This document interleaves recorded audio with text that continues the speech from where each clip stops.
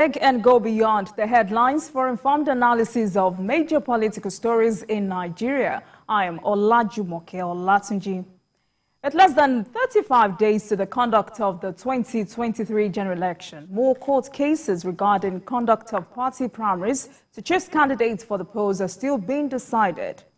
Minister of State for Labour and Employment Festus Keyamo has filed a right of summons at the Federal High Court, Abuja, against the presidential candidate of the People's Democratic Party, PDP, Atiku Abubakar, over corruption allegations.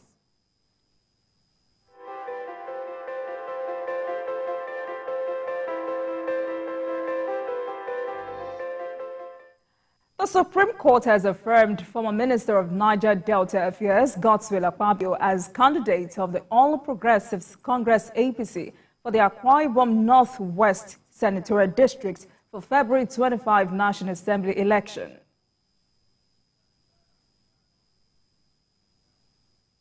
And on the interview segments for today, we will be discussing PDP's prospects and challenges in the 2023 general election with the head of New Media Department of the PDP Presidential Campaign Council, Lemona Onoja. Welcome to Politics Tonight. Stay with us. We'll be right back.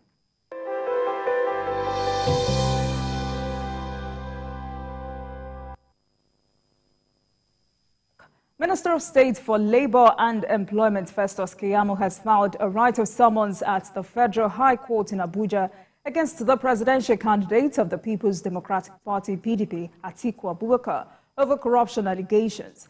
Keyamo, who is also the spokesperson of the Presidential Campaign Council of the All Progressives Congress APC, is asking the court to compel the Code of Conduct Bureau, the ICPC and the EFCC to investigate, invite and/or arrest Atiku over corruption allegations relating to a certain bank belonging to a company named Marine Float and other accounts of two undisclosed companies. In a statement of claim, Keyamo alleged that a whistleblower, Michael Achimogo, was privy to this information and has gone public with the claims. Some of its contents include how the said accounts were allegedly used as special purpose vehicles to secretly divert and misappropriate public funds between 1999 and 2007, when Atiku served as the Vice President of Nigeria. Keyamo says he has obtained the certified true copy of the said affidavit, which he hopes will be repelled upon in the suit. The Supreme Court has affirmed the former Minister of Niger Delta Affairs, Senator Godswill Akpabio, as the candidate of the All Progressives Congress APC for the Akwa Ibom Northwest Senatorial District election, challenging the Court of Appeal judgment that nullified his candidacy. In the lead judgment read by Justice Ibrahim Salawa, the Apex Court held that the appellate court lacked the jurisdiction to meddle in the issue of nomination of candidates for an election, which it said was within the purview of an internal affair of a political party. The Apex Court panel resolved 10 issues in favor of Akpabio and accordingly vacated the November 14, 2022 judgment of the Appeal Court in Abuja, which directed Independent National Electoral Commission, INEC, to recognize Udom Ekwedom as the authentic candidate of the APC for the senatorial contest.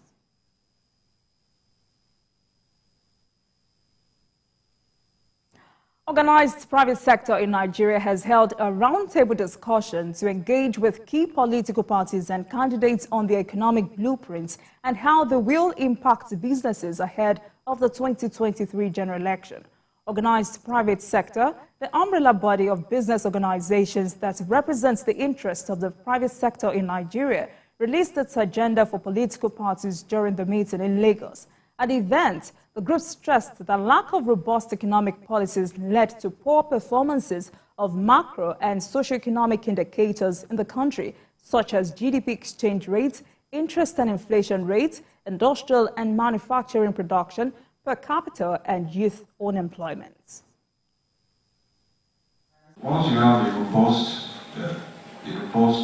advocacy document, but the person you are communicating with, the person that you implement, if it doesn't connect with the reality of those documents, or if the interest of that person is different, then you will first see your document as being confrontational, or see your policy options as calling to question his own cerebral ability to come up with those policies and defend.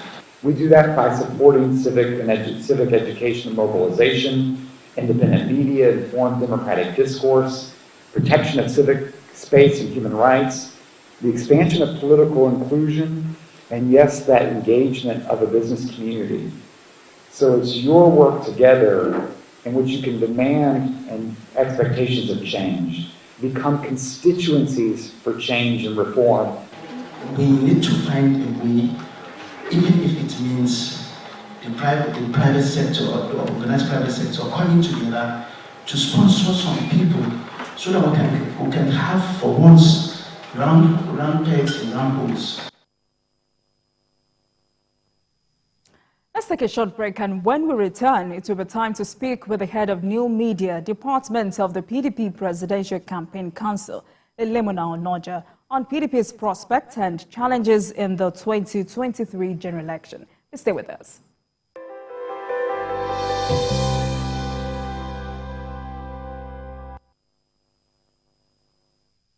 All right, welcome back. You're still watching Politics Tonight, digging beyond the headlines. And now to our interview with the guest of the day. I am joined by the head of New Media Department of the PDP Presidential Campaign Council, Lemona Onoja. Thank you very much for joining us tonight. Thank you very much for having me. All right, let's start with the campaigns for the 2023 elections. How impressed are you about the process so far? I'm very happy about the nature of campaigns that we have had. We focused largely on the issues. We have defined the message to the Nigerian people on the need to recover our country, our society, our economy from the maladministration and misrule of the last 7.5 years, and to firmly replace her on the path to socio-economic growth and development.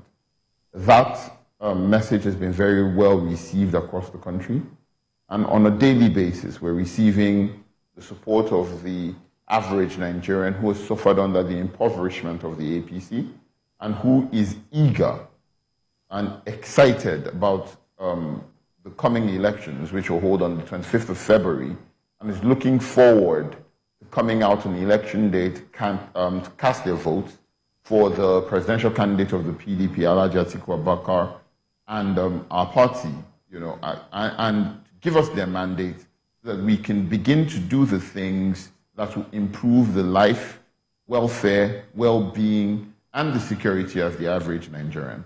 I'm not so impressed with the conduct of the campaigns of other political parties, which have not stuck to the issues. Other political parties have made this an ethnic and a religious election, and are seeking to pander to the primordial sentiment of the Nigerian people so that they can get, hopefully, pull a fast one in the hope of getting their votes and then, being elected into office next year. That hasn't succeeded, and we have seen how Nigerians across the country have rejected that attempt. It is noteworthy, though, that, at this day and age, in these times, in 2023, people are resorting to tactics and strategy that should have been better left behind, rather than focusing on what the core and the substantial issues are. For the benefit of doubt, I'll repeat those core and substantial issues. Nigeria at the moment suffers from record insecurity. Every single state in this country has a presence of the military deployed in some sort of operation or the other. You cannot, simply cannot get into a vehicle and travel from one end of the country to the other. Kidnapping and banditry is now one of Nigeria's most lucrative industries. We have record lack of access to education for our children. We have the highest number of out-of-school children in the whole world. There are 22 million out-of-school children. We have record lack of access to health care. Our government assets, such as NNPC, are now liabilities that contribute no kobo to the Federation account on a monthly basis in between. When you check the sum total of these things, you see that the average Nigerian is plagued by sorrow, tears, and blood like never before. Other parties have failed, refused, and or neglected to focus on these issues and provide solutions to these issues, instead pandering to our ethnic and primordial sentiments, seeking to divide us along religious and tribal lines. I'm very proud of my presidential candidate. I'm very proud of my party. We have focused on the issues on a constant basis, on a daily basis. We're putting solutions before Nigerians. We're discussing about the policies. We're discussing about our policy propositions. And we're showing people how we believe, we know that we will bring this country out of the morass that the APC has led us into and will lead this country. All right. So what then are the factors you think have shaped the campaigns so far?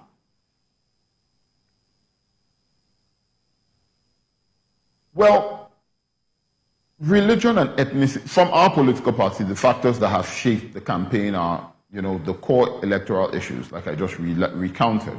From other political parties, religion and ethnicity. We've heard the presidential candidate of the APC speak about Emilokon, it is my turn. And we've seen how they have sought to pander to the large voting base in the northern parts of the country by selecting a Muslim presidential candidate and a Muslim vice presidential candidate.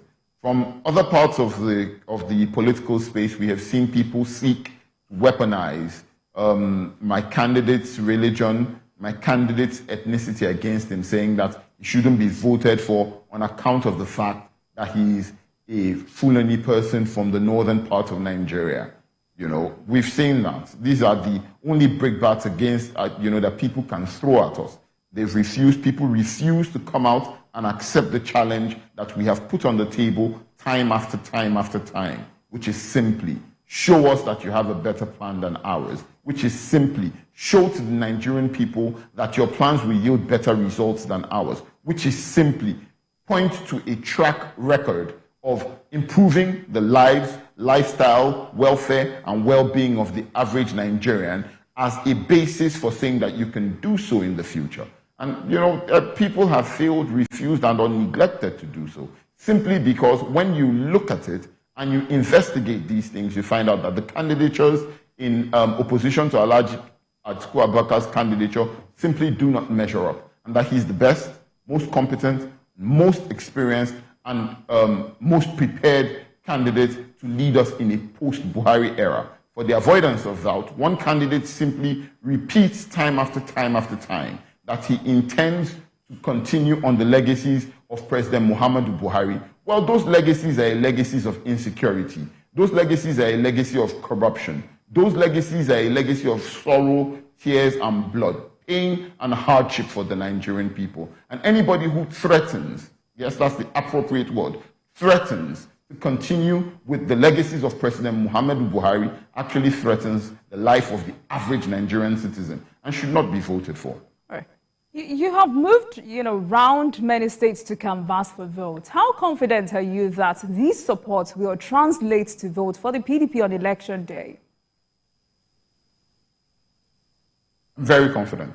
Very confident. I believe that by late in the evening on the 25th of February 2023, we will see that my candidate, Alhaji Atiku Abubakar, the candidate of the PDP, has surged into a lead from which he will not turn back. We will see that on Sunday, by Sunday the 26th, that lead would have grown, and that most likely by Monday, taking things into consideration, that lead would have become unassailable, and that he will eventually be declared winner of the elections and president-elect of the Federal Republic of Nigeria. As we have gone, this belief is not just fantasy, it's not just something I want to believe. As we have gone across the country, seeking the support of Nigerians and canvassing for votes, we have seen Nigerians respond to the message that we have brought. We have seen eager faces. We have seen people happy at the prospect of coming out to cast their vote for our presidential candidate. And that gives me the confidence that, barring any last-minute manipulations of the electoral process, that we will win this election and that come the 29th of May 2023, Alhaji Atiku Abubakar will finally be sworn in as President and Commander-in-Chief of the Armed Forces of the Federal Republic of Nigeria. But then, unlike earlier elections in 1999, 2003, 2007, and maybe 2011, substantial parts of election campaigns now take place on social media. But as the head of new media department of the PDP Presidential Campaign Council, how will you compare campaigns for this general election in real life and on social media? Social media is a reflection of our society. It doesn't exist in a vacuum. The media are people who exist on our streets, our offices, our homes, our markets. They are our friends and our families, our colleagues. Social media is just a reflection of society. What it is a tool, with which people can express opinion. What social media has done is that it has given a democratization of access to information. As such, information is no longer solely controlled by, traditional media houses, radio and television and newspapers. At this time, we're seeing people who are being able to access information at, the click of a button, at the snap of a finger, and off the back of that information are able to make up their minds one way or the other. What we have done in our political party is use social media as a tool to convey our message to the people. And we're doing so in the privacy of their phones, which are one of the most intimate spaces that people have in this country at the moment. We're doing so in the privacy of their homes, in the privacy of their phones, in the privacy of their offices. And we're communicating as directly as possible to the Nigerian people. A few years ago, in the absence of social media, we would have not had that sort of opportunity. And we've seen in the past where, government or people are able to clamp down on the media and use a lack of access to the media to harm the prospects of opposition candidates. Thank God that we have social media at this time. And so even though we're still seeing those attempts to clamp down on our party and to make it more difficult for us to campaign to the Nigerian people, we're grateful for the tool that social media is and the various social media platforms are that enables us take our message directly to the Nigerian people, receive feedback directly from the Nigerian people, and engage in a way that is profitable to all of us and gives us the confidence that we are getting the votes, the numbers required to win this election. All right, so are you saying that what we have on social media now is a reflection of what we have in real life at the grassroots? There is a certain level of disconnect. While social media is a reflection of our society, there's a certain level of disconnect. Now, there are a lot of people who exist in the country who simply, because of their own preferences, do not use any social media platform. They just simply don't want to be on Facebook or Twitter or on Instagram, simply just don't want to be. So if you use social media solely to reflect the Nigerian, to assess the Nigerian situation, you miss out on those kind of people.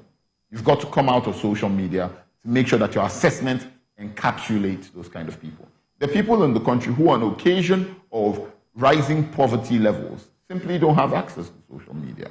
They simply don't have smartphones that are social media compliant. They simply don't have, in some cases, the funds and the financing to purchase data through which they can use to access social media. And there are all sorts of reasons.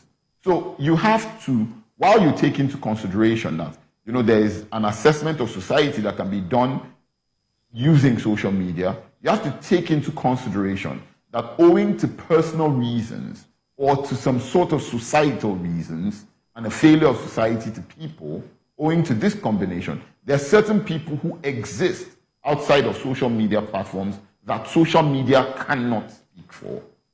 And so whatever assessment you're going to do, you have to leave your social media platforms and then access those people offline, as we say, and then reach, whatever conclusions you can reach off the back of that. All right then. So which set of people do you think will determine the outcome of this election? Voters on social media or voters at the grassroots? I think it will be a combination of both. Okay. You cannot have, neither one of the two can deliver this electoral victory to anybody. It will be a combination of both. It will be people offline who have made up their minds, who have been reached in alternative ways through meetings and town hall meetings at the local level, through adverts on television and radio, through newspaper reports and all that. It will be that on the one hand, but there will also be those people who have made up their mind off the back of what they have received or what they have experienced using social media as a tool. It will be a combination of both. No one demography can win this election. And it's the same thing taking into the consideration the wider demographics. No one religion of people, no one set of religious adherents, faithful, will win this election for anybody. No one region will win this election for anybody. No one geopolitical zone will win this election for anybody. It has to be a combination of all of that. And once we take that into consideration, we also know that that applies to the use of new media for campaign purposes. It's not going to, social media is not going to win this election for anybody. It's really that simple. You need people offline. People offline are not going to win this election for anybody. You need people on social media. It's a combination of both. All right, so in what area would you say your presidential candidate has an upper hand, offline or online?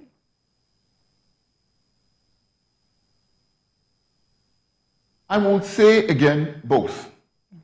Offline, we're able to reach people using the structure of our political party. We're able to reach people in far-flung areas, access to social media, where there's no access to, sometimes to, data and all of that. We're able to reach people there. We're able to hear their cries and their complaints. We're able to show them that we have designed policies for the future that will improve their lifestyle, welfare, and well-being, and their security.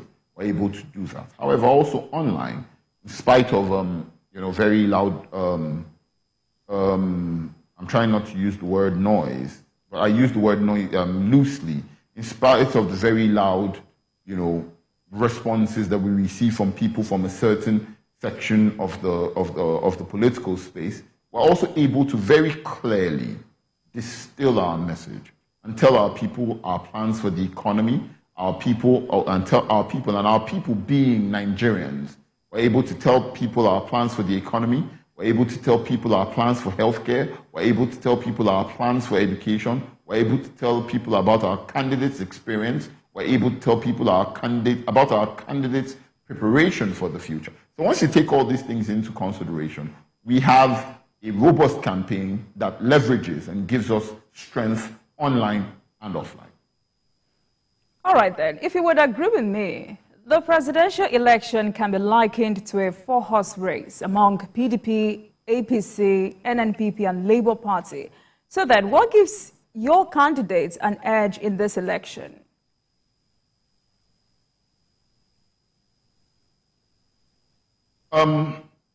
Everything. Everything gives my candidate an edge. My candidate, one, is the most experienced of all the contenders for the office of President of the Federal Republic of Nigeria.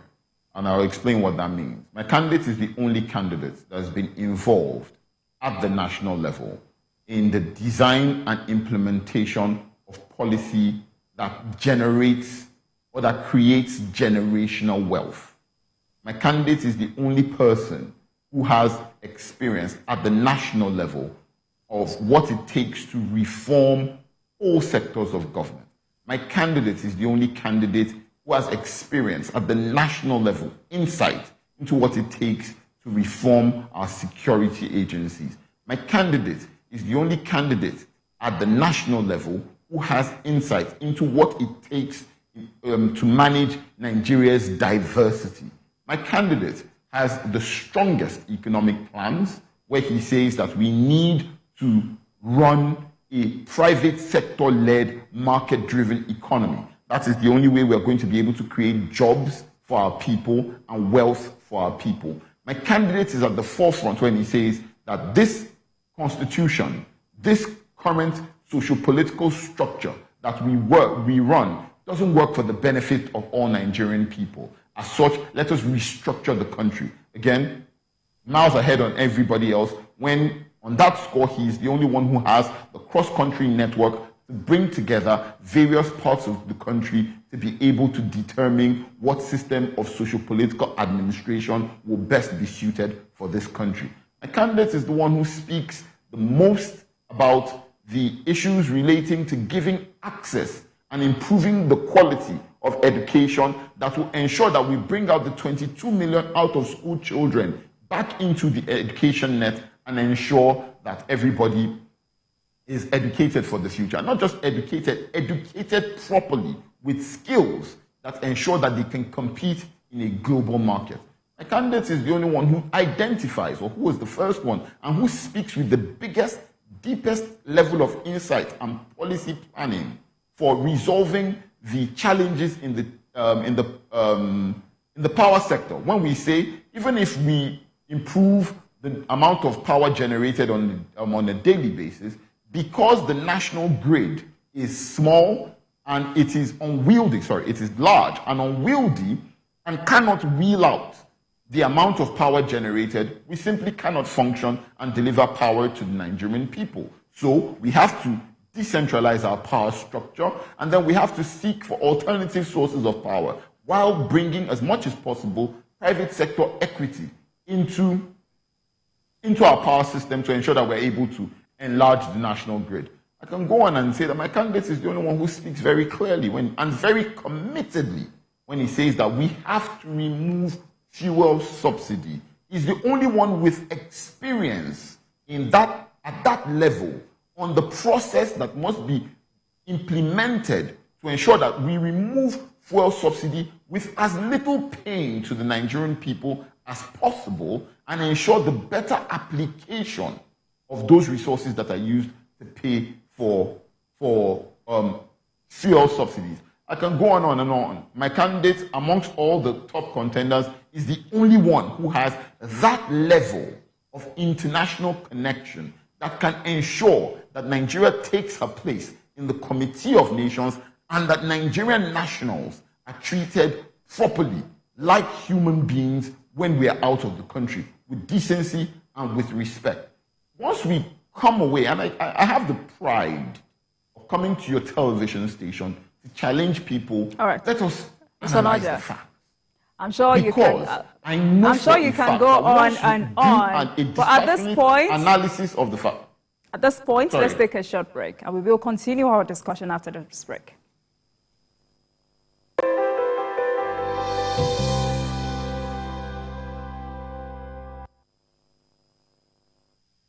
All in favor say aye. Those against no, the ayes have it.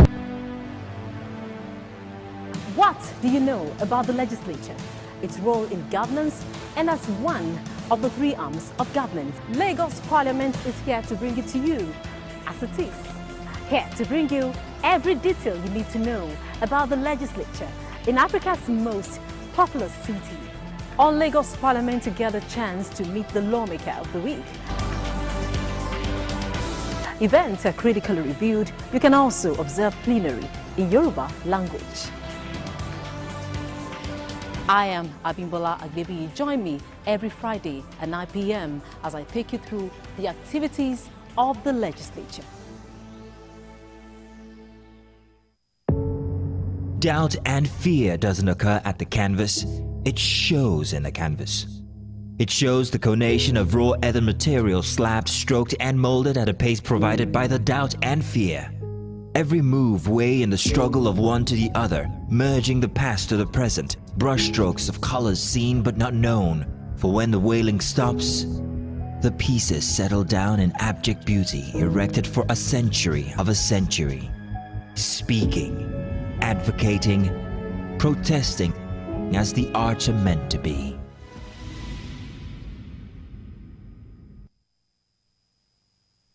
The National Assembly is a busy place. As the bastion of democracy, it is a place where bills are presented, motions debated, laws made, and the yearnings of the people are laid bare. Come with us as we take you through the workings of the National Assembly. We take you through plenary, committee meetings, and probes, all to ensure smooth working of the democratic process.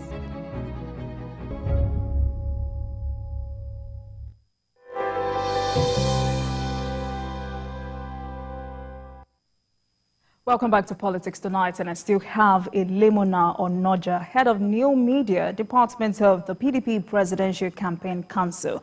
All right. Now, Peter Obi wanted to run for the presidency on the platform of PDP before he joined Labour Party. How do you feel about his rising popularity since dumping the PDP?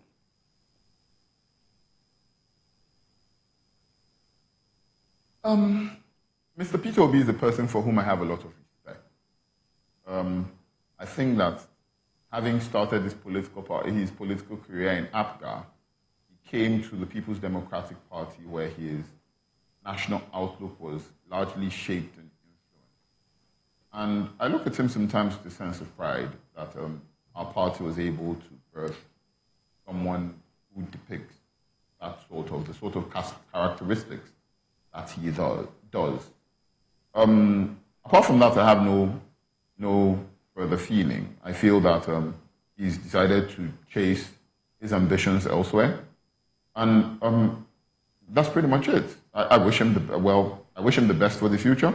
I don't wish he wins the election. I wish that my candidate wins the election, my preferred candidate. But I'm not totally averse to the idea that some of the policy propositions and some of the ideologies that he represents, a lot of them closely mirror those of the PDP. And like I said, I wish him the best for the future. That said, I'd rather just concentrate on advocacy for my preferred candidate, Alhaji Atiku Abubakar, who I believe is the best candidate in the race, is the most competent candidate in the race, the most experienced candidate in the race. And I would just rather encourage Nigerians to vote for Alhaji Atiku Abubakar on election day. But many analysts are of the view that votes for Obi in this presidential election are minus for PDP. I would like you to react to that. I don't have a reaction to that sort of analysis, to be honest. We're reaching out to people across the country, and we are campaigning to people across the country, and they're responding to us. People who would have typically, a lot of people who voted for President Muhammadu Buhari in 2019 have realized some of the errors of their ways and are willing to vote for a more competent candidate now. We have a lot of people who voted for former Vice President Atiku Abubakar, who is our candidate now in 2019, and are willing to vote for him now. And we're seeing that the election dynamics are changing and being, shaped and are changing on the basis of the messages being preached by a lot of candidates. And I'll give you an example. I know of quite a large demographic of people who didn't vote for PDP in 2011 or 2015 on account of its attempt to remove fuel subsidy in 2012. Who didn't vote for PDP in 2015 on account of its attempt to remove fuel subsidy in 2012. Who have now realized that that policy is the best thing that Nigeria could have done, and who are now determined to vote for PDP on account of our commitment to removing fuel subsidies, liberalizing the market, and ensuring that the market controls the price. Health of that, people who didn't vote for us in 2015. Sorry. Now, what this analyst has said is that... Go on, you were saying something. Yes, what this analyst has said, or what they feel, is that Obi will split the votes that are supposed to go to the PDP. Are you comfortable with this? I can say something. This is my thought on this. Even if Peter Obi splits the votes that will go to the PDP, it won't stop our victory. What it will do, at best, is reduce the margin of victory.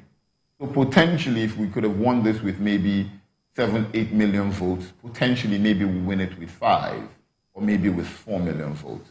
That is the extent to which vote splitting will affect the PDP. It won't stop the PDP from winning. It will only, at the best, assuming without conceding that the analysts are correct, at best, it will only reduce the margin of victory. It won't stop the victory. The victory of the PDP in the 2023 presidential election is inevitable. What we'll be discussing, what those analysts are pointing out, is the margin of victory, nothing more. All right. The Southeast and the South-South used to be the stronghold of the PDP. But with Obi in the picture, people feel PDP has lost ground. So what is the PDP leveraging on to win the 2023 elections? I'll tell you certain things. The PDP used to have strongholds all over the country. PDP still has strongholds all over the country. So for instance, states like Katsina, the PDP state until not long ago. Kebbi, no, not Kebbi. Katsina was a PDP state. Kaduna was a PDP state. Plateau is a PDP state. Niger was a PDP state. And I can go on. Jigawa was a PDP state. I can go on and continue calling them. These are all states that we are now confident are returning to the PDP fold. I can go on and tell you about states in North Central, for instance. Wow. PDP state became APCs, returning to the PDP, will return to the PDP fold. And I'm confident to say this because we've been polling for a while, and I've been looking at the polls, and I've seen the responses that have come to our messaging and the acceptance that has been given to the party and its presidential candidate. And so even though Peter Obi is now a factor that was previously not there in the election, and we have to legislate for that, and we have to plan for that, and we're thinking of that, the PDP is making gains in states that we lost in 2019. I make bold to say that we're going to win a lot of states in the north that we lost in 2019. And we'll not just win them, we'll win them comfortably with a significant margin. So yes, there's a little bit of give and take here and there. And it's not just across northern Nigeria. We're going to win states across the 6 geopolitical zones. I make bold to say that if you look at the calculations, any dispassionate analyst will tell you that there's only one presidential candidate who shows the possibility, the probability, of meeting the constitutional requirement of 25% of the vote in a minimum of 24 states. That's the candidate of the People's Democratic Party. So we're not a regional candidate. We're a candidate, that is built on the basis of support from across the country. Mr. Onoja, I'm talking about the Southeast and the South-South. What is your party leveraging on to win the 2023 elections? In the Southeast and the South-South? Yes. Our strong connections with the people. These two places, we've always maintained very strong connections with the people. We hear their voices, we hear their pain, we see their suffering under the last 7.5 years of the President Muhammadu Buhari and led APC administration, and we have communicated with them to express to them our plans and policy projections for the future. Same that we've done elsewhere, but we've done that in the Southeast and the South-South as well. And I'm very sure that in spite of Mr. Peter Obi's candidature, in spite of that, we'll also do a very significant showing in the South-South, and we will maintain strongholds. We'll do a significant showing in the Southeast, and we will maintain strongholds in the South-South. In spite of his of his candidature, we will do those things. All right. The G5 crisis continues to fester. Why is this difficult for the PDP to resolve?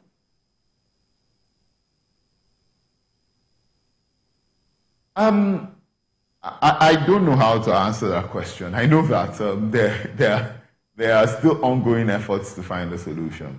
And I know that negotiations have continued and discussions have continued and have gone on all this time, and that the possibilities, the probabilities of being able to find a solution to this dispute exist. I know that people like my boss, former President of the Senate, Dr. Abubakar Bukola Saraki, are very well involved in the ongoing conversations to try to bring together the disputing parts of the party. Be that as it may, as was demonstrated in Oyo, the support base of the party isn't overtly affected by this dispute.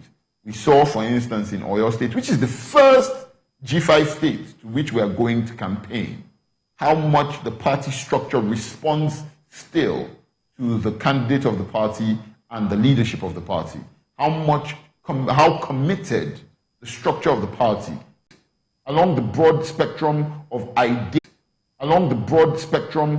ideas and principles, knowing that it is only when we do that and we debate that we're able to reach a broad-based consensus that carries everybody along. Like my boss, Dr. Bukola Saraki, was saying on a television program a few days ago, there's been no doubt as to there's been no lack of consensus as to what the G5 governors want, which is that we cannot have a candidate from the north and a national chairman from the north. All right, everybody agrees that the national chairman is going to have to step down. Mr. Onoja, I'm sure you know this is reminiscent of 2015 elections. I'm sure you know this is reminiscent of 2015 elections when 5 governors left the PDP. Many say this led to the downfall of the PDP. So what are you doing to prevent such defeats in this election? No, it's very different from the situation around in 2015. Remember that the 5 governors in the party have constantly restated their commitment to the party and their commitment to candidates of the party at all levels winning elections. Remember that. Very different. By this time in 2015, the governors had left. And there had been discussions and negotiations had completely broken down. And there was no progress. In fact, I mean, like I said, they had left. But that's not the case here. I'm telling you that as recently as just this week, conversations have gone on. There are ongoing negotiations at the highest possible levels in the political party. The G5 governors at every forum where they are restate their commitment to the political party and say that they want the party to win elections. So there's already a very significant difference from 2014, 2015. All right. It's right there. Okay. Former President Obasanjo recently endorsed Peter Obi to be the next president rather than your candidate, Atiku, who was his former deputy. How do you feel about this?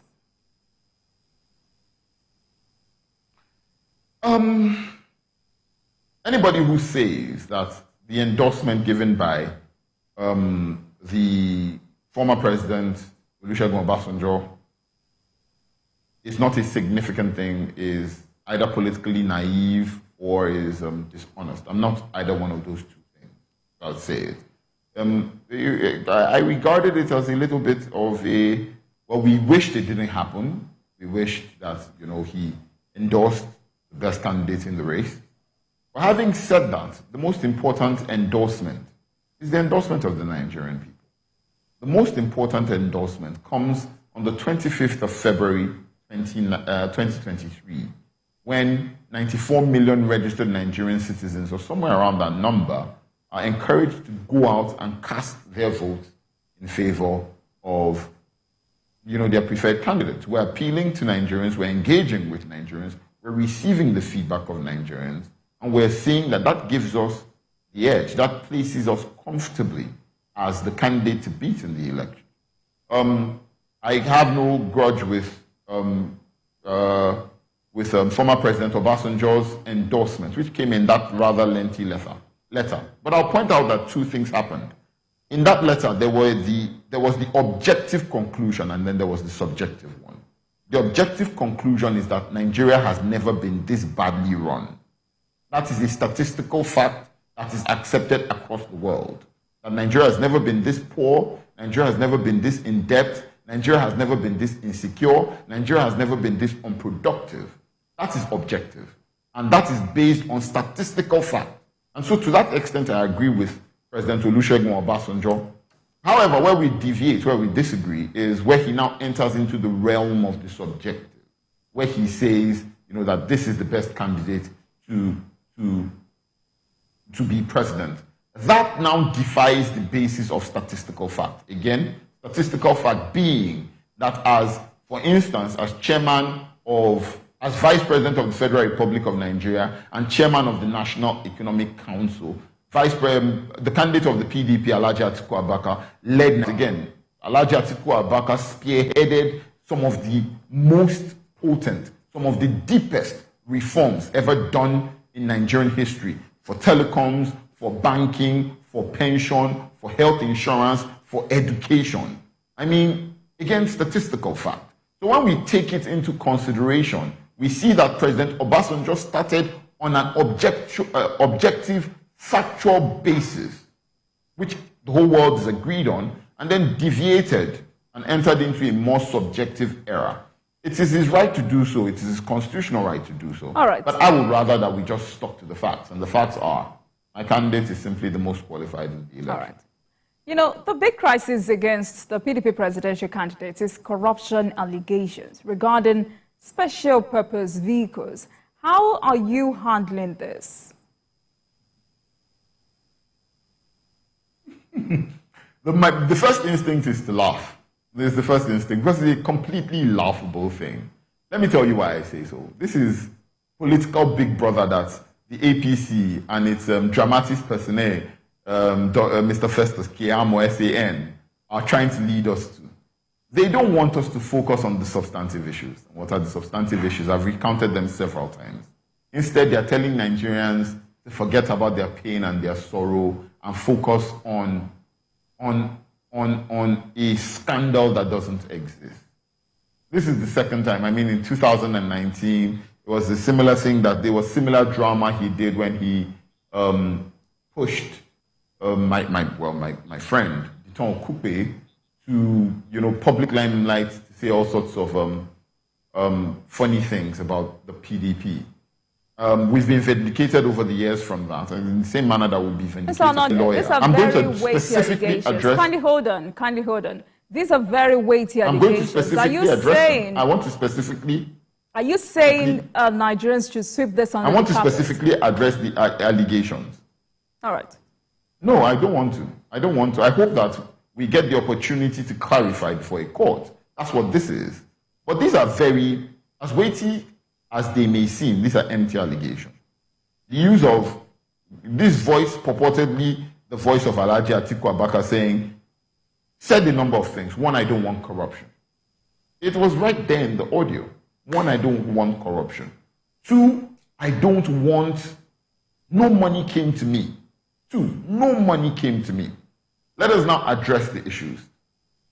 To be able for these allegations to make any sort of sense and to be anything more than the political big brother that they are, you have to bring particulars of the crime that were committed. And I'll give you an example.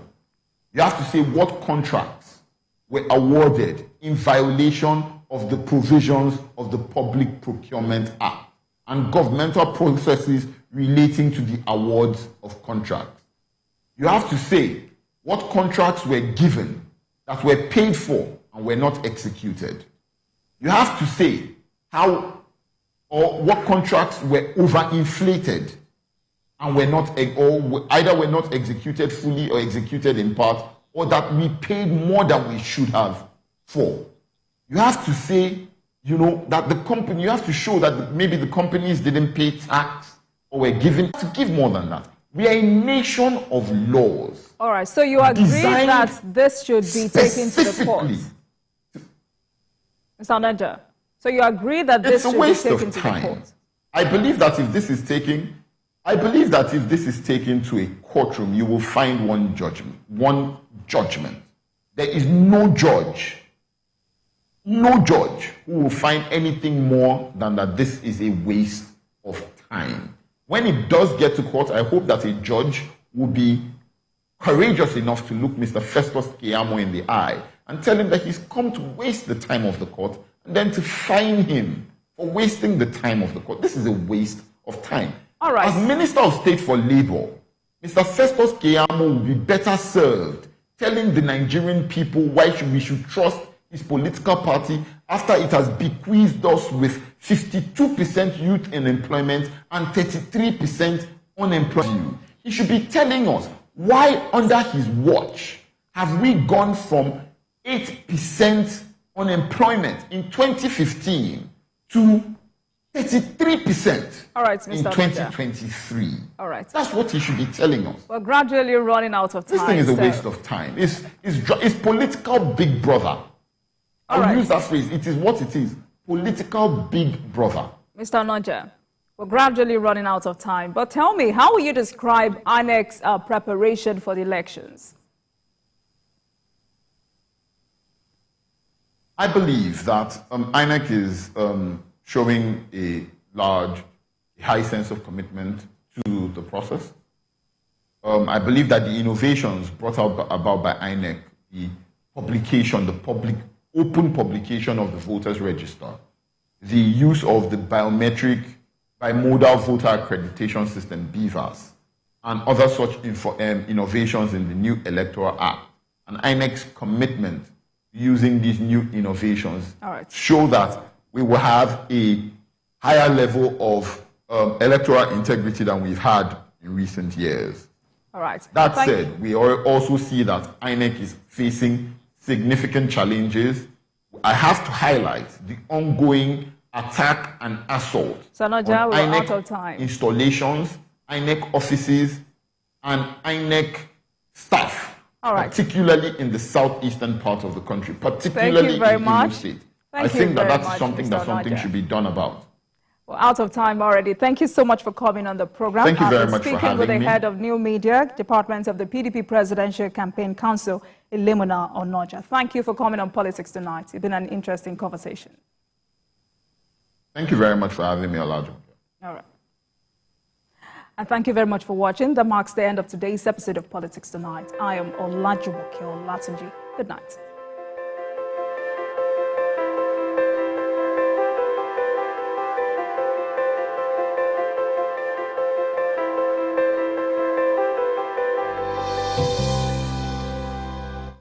Is a paid presentation by ShopX TV. Happy New Year!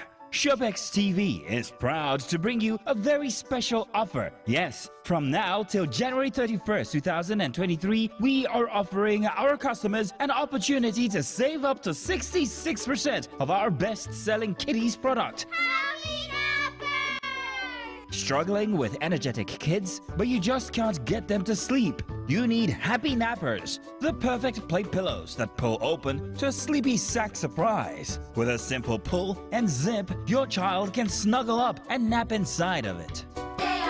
Sleepy time, playtime, anytime is Happy Napper time. And when the napping is done, they fold back in for even more fun. Ordinarily, play pillows or blankets are not as much fun. They don't hold the heat in, unlike Happy Nappers. Just look at the fun characters that your kids will love, and the sleep sacks are completely enclosed to keep your child warm and cozy during nap times or even through the night.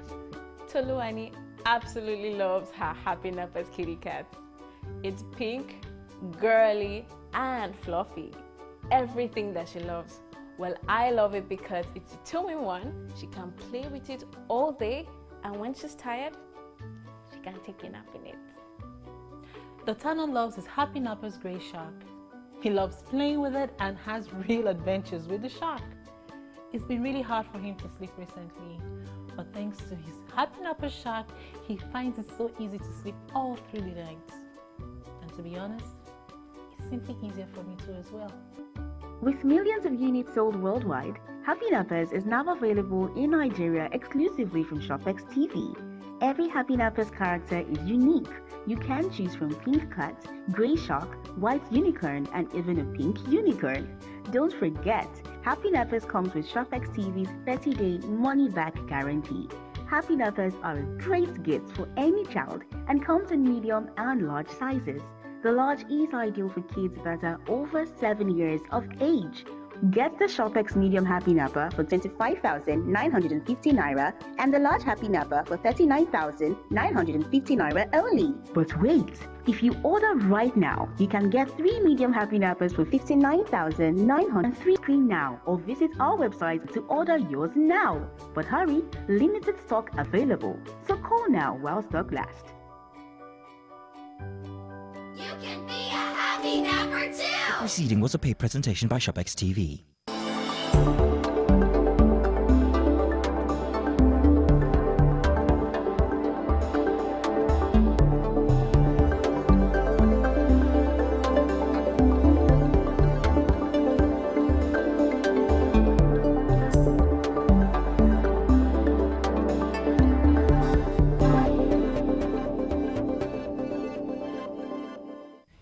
In the month of January 2023, the 4th of January is dedicated to World Braille Day to celebrate the inventor Louis Braille. On 6th January, it will be 2 years when U.S. Capitol was attacked by the then President Donald Trump supporters. On 8th January 2020, Ukraine International Airline Flight 752 was shut down shortly after takeoff. 15th January is the Armed Forces Remembrance Day, which marks the end of the Civil War in 1970. 24th January is International Education Day. On 27th January, it will be 21 years after the Ikeja cantonment blast occurred. 29th January is World Leprosy Day, observed to create awareness on the disease. Stay tuned to TVC News as we serve you with reports and analyses on these notable events. At TVC News, wherever the big news story is happening, we're geared up to break it. TVC News, first with breaking news.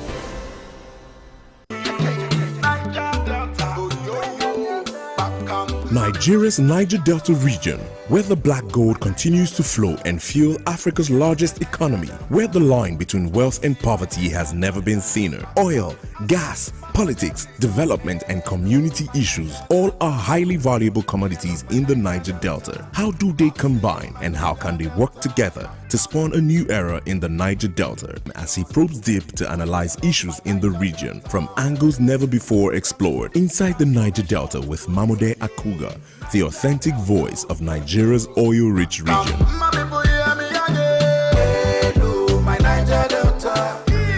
Housing is fundamental to the physical, mental, social well-being and quality of life. In Nigeria, a large proportion of people live in slums and unplanned settlement because of their inability to own a house or rent decent accommodation. On this program, I analyze the challenges affecting the housing sector with stakeholders to provide solutions. I don't think that anybody can pretend that we're going to close the 70 million homes gap in 5 years. Each episode gives an insight into the housing plight of Nigerians. The gate man here needs a house as much as the millionaire who is driving past there needs a house. How can the housing sector be made better? Would the dream of owning a house by an average Nigerian be achieved? What strategies are the government putting in place to provide affordable and decent housing for all? Let's bring you up to speed on the happenings in the housing sector. Keep it.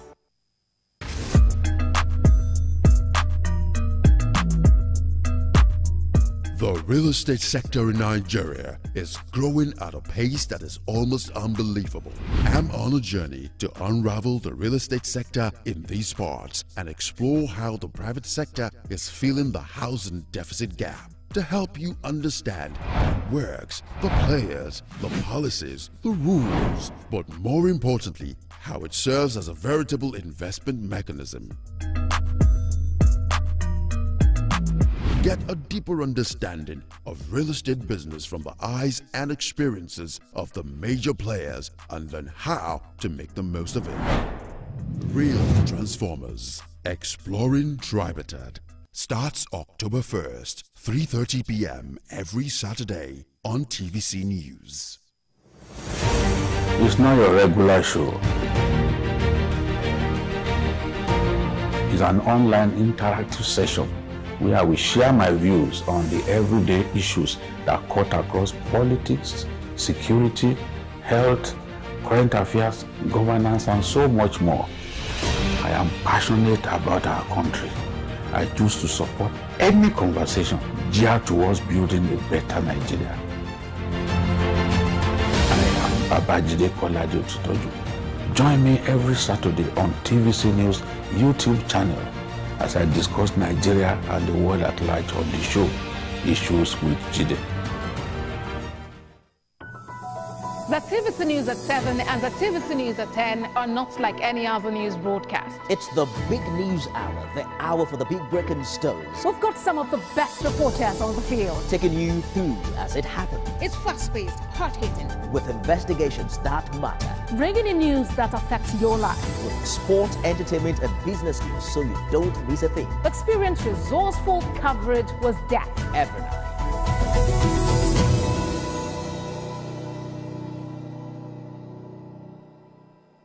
The National Assembly is a busy place. As the bastion of democracy, it is a place where bills are presented, motions debated, laws made, and the yearnings of the people are laid bare. Come with us as we take you through the workings of the National Assembly. We take you through plenary, committee meetings, and probes, all to ensure smooth working of the democratic process.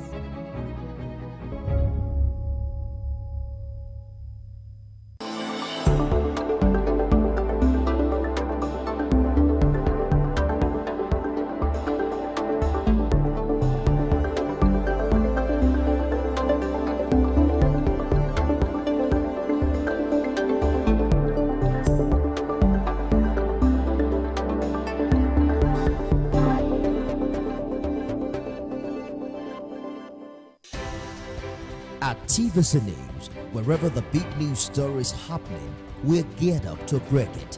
TVC News, first with breaking news.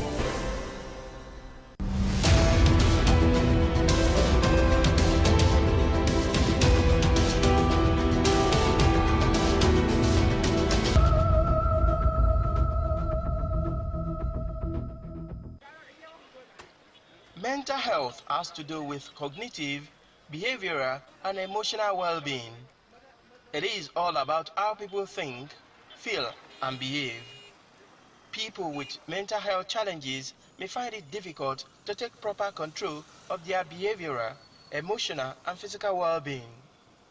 Based on this, the promotion, protection, and restoration of mental health should be regarded as a vital concern of individuals, communities, societies, and the government. The World Health Organization estimated that 1 in every 4 persons is at risk of a mental health challenge at some point in time in his or her lifetime. And with the estimated population of more than 200 million, it implies that more than 50 million Nigerians may be at risk of having a mental health challenge at some point in time in their lifetime. But despite the worrying situation in the country, it appears that majority of those suffering from one form of mental health issue or another lack required support, care, and attention. In the first place, one will be concerned about the plight of those affected. And having said that, the truth of the matter is this: if we search inward very well, hardly you will not be able to trace one person who is affected to a home or the other. So in other words, I would say we are all affected by extension. But even with that, that is where the government has a major role to play, particularly when you see them on the roads. It's not every one of them that is violent. We have some of them who are not violent. Both the family as well as the government has major role to play. I equally agree that at times the family may be fed up at a point in time, but the major responsibility is with the government. Whenever you come across anybody who is mentally sick out there, and with the rate at which it's much in our society lately, they pose a whole lot of threats and danger to the society. A society whereby you have children roaming the streets, a whole lot of things. An example of which, on my way traveling to Abuja a few days back, one of our cars that was parked by the roadside was damaged. And when we got there, seeing the person, knowing that that person is mentally sick, there is no how we could. I think in time past, I've been attacked by one of them before. I was working on my own, Alausa Ikeja. And the guy just came and gave me a very dirty slap. I couldn't even comprehend what was going on, because immediately he did that, he was just looking at me like, what are you going to do? So I think it's a very strong issue that the state, the government at all levels needs to do something about. Because when you consider health care that is available in the country, you'll find health care for normal medical issues. But when it comes to mental issues, it's really scanty. Expert says just about 10% of the population of those suffering from one mental health issue or another have access to treatment, leaving a huge gap of 90% of affected persons with no family and societal support. Abayomi Olajide is a consultant psychiatrist at the Neuropsychiatric Hospital Aro Abeokuta and also Secretary General, Association of Psychiatrists in Nigeria, shared his views on the situation.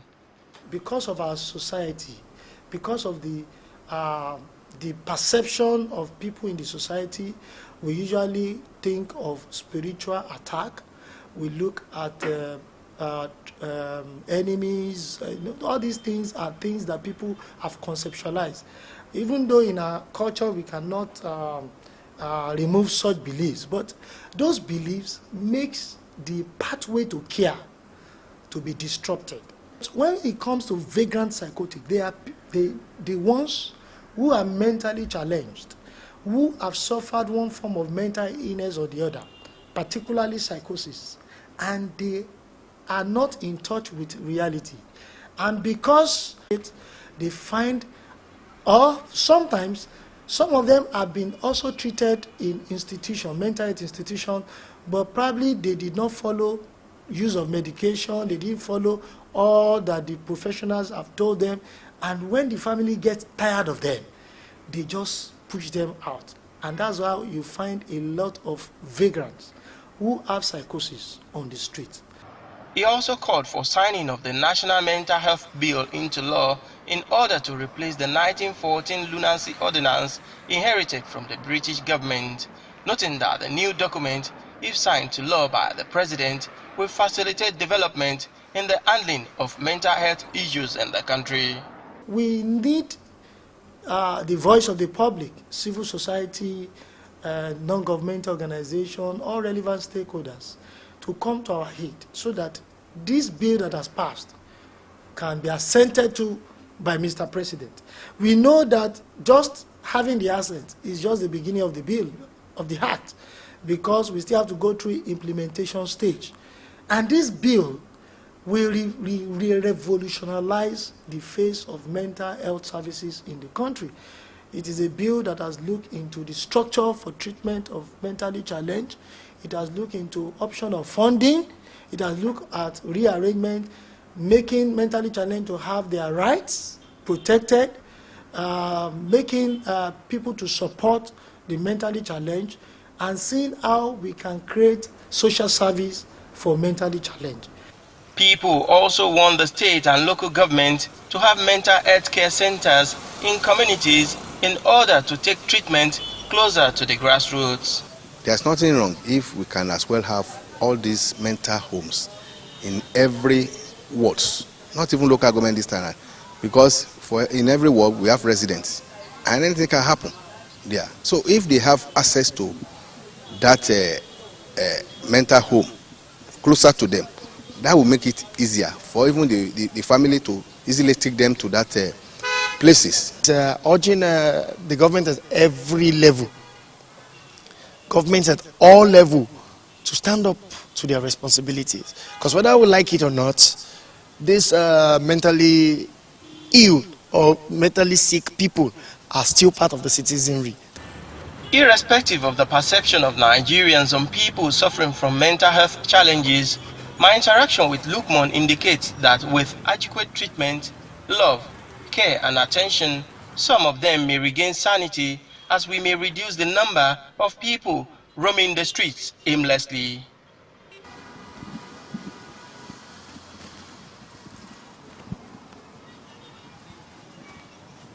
Hello, how are you? What's your name? Your name is Lukman? Yes. Are you hungry? A bit. You are hungry a bit? Yes. What did you eat today? I took like three meals. Just three meals. That's just a very little meal. Very little meal. Times. Okay. So if I give you 1,000 naira, what will you use it to do? I buy anything with it. You buy anything with it? Yes. Take. Thank you, sir. So what will you buy with this now? I buy suya with it. You buy suya with it? Yes. Okay. Where do you live? I live in Mushin. Okay, you came from Mushin, Yes. but now you are in Abeokuta. Yeah, Okay. I trekked to Abeokuta. You trekked to Abeokuta. Because someone was disturbing me for eating this kind of food. All right. Lukman, no problem. Sir. Get yourself what you want to eat. You understand? Thank you, sir. All right. That is Lukman. With what is on ground, it shows that he needs attention, he needs care. And if Nigerians can give proper attention, it shows that this issue will reduce in our society.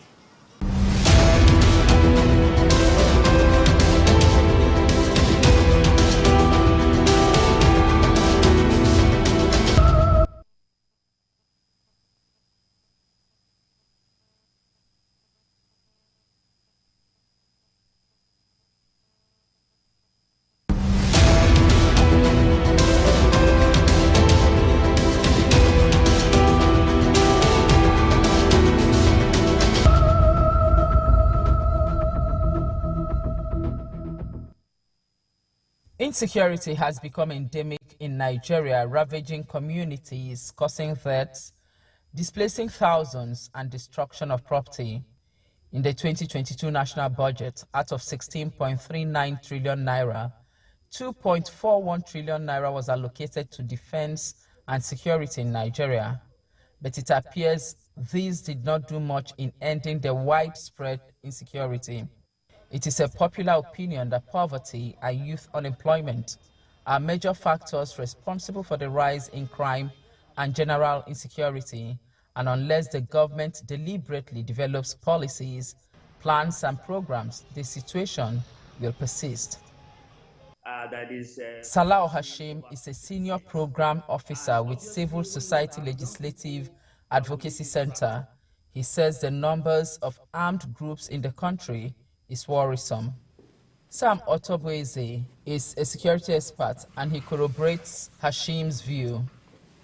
We have over 300 armed groups in Nigeria as we speak. And this is as a result of the army of young people who are daily recruited into various gangs of organized crime. And already a number of them have also seen a new channel of sustenance. In Zamfara alone, there are over 120 gangs of bandits, and each of those gang members have over 300 members within their gangs. As it is, if you go to states like Niger, there are local governments that is not in control of the state. If you go to Kaduna, there are local government that the state does not control. If you go to government that the state does not control. So that tells you that we are not having government within government. There's no means of sustenance. The tendency is very high to get into criminality. And see, I know the youths are very, their minds are always very active. They want to express themselves. And when you don't utilize them, the tendency is that human beings are like, spring. The more you press a spring down, the more it wants to get up. So for the youths, you just have to have a place to get them occupied. Otherwise, the tendency is for them to engage in so many acts, most of which will cause insecurity. Available data estimates that the unemployment rate in Nigeria will reach 33% this year. This figure was projected to be at 32.5% in the preceding year. What we need now is a comprehensive and a multi-dimensional plan of action to be able to respond to the issue of unemployment. One, government must understand that it cannot solve all the economic problem by itself. We need to be very deliberate in terms of how we bring private sector on board, engage them constructively, share ideas with them. And that was why at one time in this country, when we had the needs policy, the needs approach to development, it offered a whole of society approach to progressive development. And I can also say that government is also overwhelmed. Because when you say create employment opportunities, I think what government is really lacking is creating the enabling environment for people to get employed, either self-employment or to grow industry that will employ the people. You see, I would want to see a whole lot more budget on power. No nation will grow, will develop without power. So power is a critical element for national development. But it's like we're playing. Let's assume it's a security situation, armed robbery. Mando Boat has developed a security app called Alarm Button. He says while the government tries to figure out how to create employment for the youth, Nigerians and security agents must begin to use technology in tackling security concerns. It does very well technologically because it picks up your location and then gives you your nearest police station, gives you the police phone numbers, gives you your nearest hospital, gives you the nearest hospital's emergency line, gives you your nearest fire station, and gives you the chief fire officer's phone number for you to call. We're tired of seeing a situation where there is carnage, house to house. Armed robbers go in a particular night and rob house to house. They did not seize our phones. So what happens if my neighbor is in distress and is shouting, "I'm alive, I'm not in distress"? Should I not make that phone call? So let's try the police. You click the police here, it changes to green to show you that it's loading. So what happens now is that it actually picks up your location, where you are, and then loads a map. As you can see on this interface, it shows your location. If I'm not the one in distress, I can type the location of the person who I want help for here and click search. And then as you scroll down, you realize that it loads. Right now we are around Shangisha, around Ketu. So where we are now, the nearest police station to us is Ketu Police Station. And it gives us the address of Ketu Police Station, and it gives us the phone number of Ketu Police Station. Obot said every nook and cranny of the entire country is covered in the app. Alarm Button has also come to bridge the gap of saying that a whole community was raided for 2-3 hours, and in the morning they say 70 people were killed. So Alarm Button does not wait for you to put it on your contact list. Alarm Button is already built and loaded. Wherever you are in the country, if you don't know where you are, once you open Alarm Button, it geographically locates you and gives you the nearest agencies to you. We sit down in traffic and cars are being robbed, car after car after car after car. Why hasn't the person in the 5th car made that call? Once you open, there is a button for you to click for sharing live location. And you have pre-stored numbers. For instance, children in schools, in the university, and wherever, the parents can store as emergency number to be contacted on their own alarm button in their phone. So what happens is that whenever your phone is off and you switch on your phone again, it sends the immediate location of that phone to your chosen emergency contact number. And then when you're in distress and you open Alarm Button, the first opportunity for you is to click Share Live Location. And when you click Share Live Location, it sends a text message of your exact location at that point in time to your chosen recipient of that message, and also to the central control room. We also went on the streets to speak randomly to Nigerians to find out if they also blame the high unemployment rate and poverty for the rise in insecurity. That somebody that don't have anything doing can involve himself in any other thing. We've seen all of the wealth that is being flaunted all around. Every young man wants to, be part of what's going on. So, of course, when a man is idle, they want to go elsewhere or other ways to get what they need. All this insecurity that we are talking about is because they lure people into it. They will come there, you don't have job, okay, come. I will give you a job. It's a real connection. I could remember Chief Obafemi Awolowo. He said, the children that you are not, you are sending your children abroad now on training. Those children that you are sending on training, the ones that are not trained, are the ones that will disturb your children. It's two sides of a coin. Sometimes if you want to commit evil, doesn't matter whether you are employed or not, definitely you commit that evil. According to them, unless unemployment is tackled, any effort spent on tackling insecurity will eventually be futile.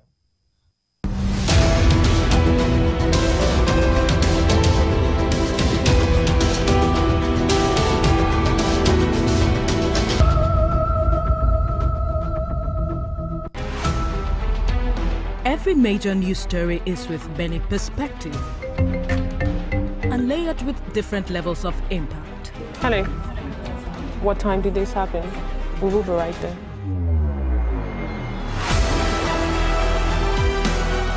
At TVC News, we follow the big and major news, gathering the facts, witnessing the outcome. I am here live at the aftermath of the approval of the new national minimum wage. We are TV Station of the Year, not just for breaking news, but for being first, fair and accurate. TVC News, first with breaking news. Kano State is not just a that has thrived for more than 1,000 years. It's home to people with a proud and glorious heritage, a dynamic and thriving state.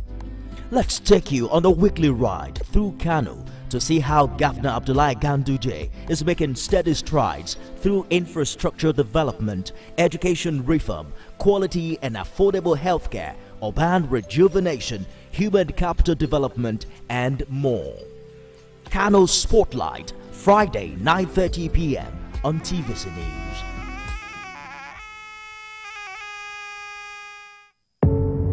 Doubt and fear doesn't occur at the canvas, it shows in the canvas.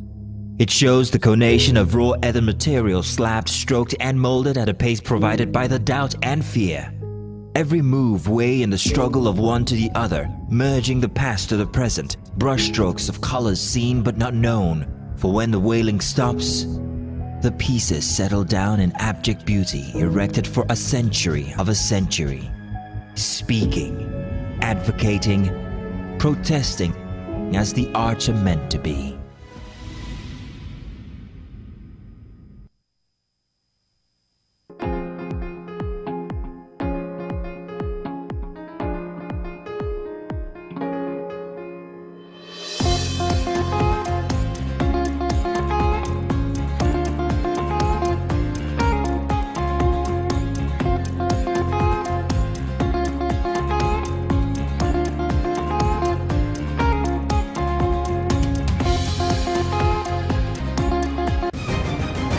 It is of insurgency and terror. From security to education, health, agriculture, infrastructure and housing, every sector has continued to bear the stamp of Zulum's visionary leadership. Join us on Borno Restoration as we try, showcase and analyze developmental strides of Professor Babagana Zulum and his overwhelming care for the vulnerable. Borno Restoration on TVC News every Saturday at 8 p.m. It's time to restore.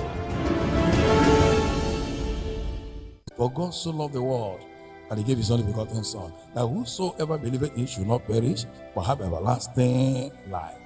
In Proverbs 28 verse 13, the Bible says, he that covereth his sin shall not prosper.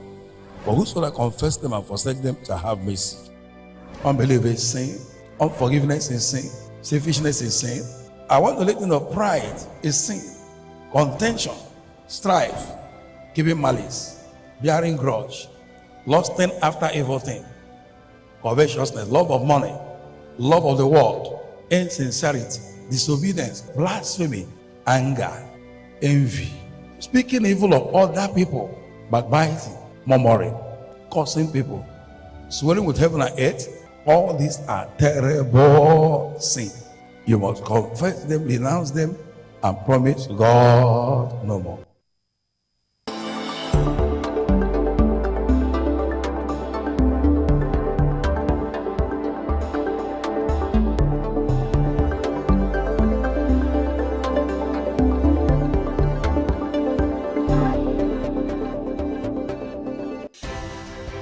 At TVC News, wherever the big news story is happening, we're geared up to break it. TVC News, first with breaking news.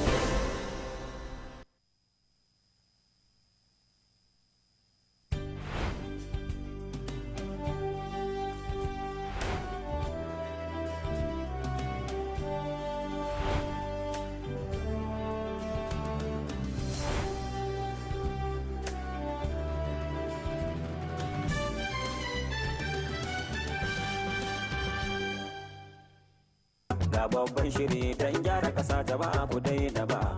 An yi shiri na yalwata komai kowa ma ya samu sana'a a gyara tsaro da kowa ma zai kwana gida cikin fara. The 2023 general election is fast approaching. Hence, the race to the polls is getting more intense. In Kano State, northwest Nigeria, political activities have taken the center stage.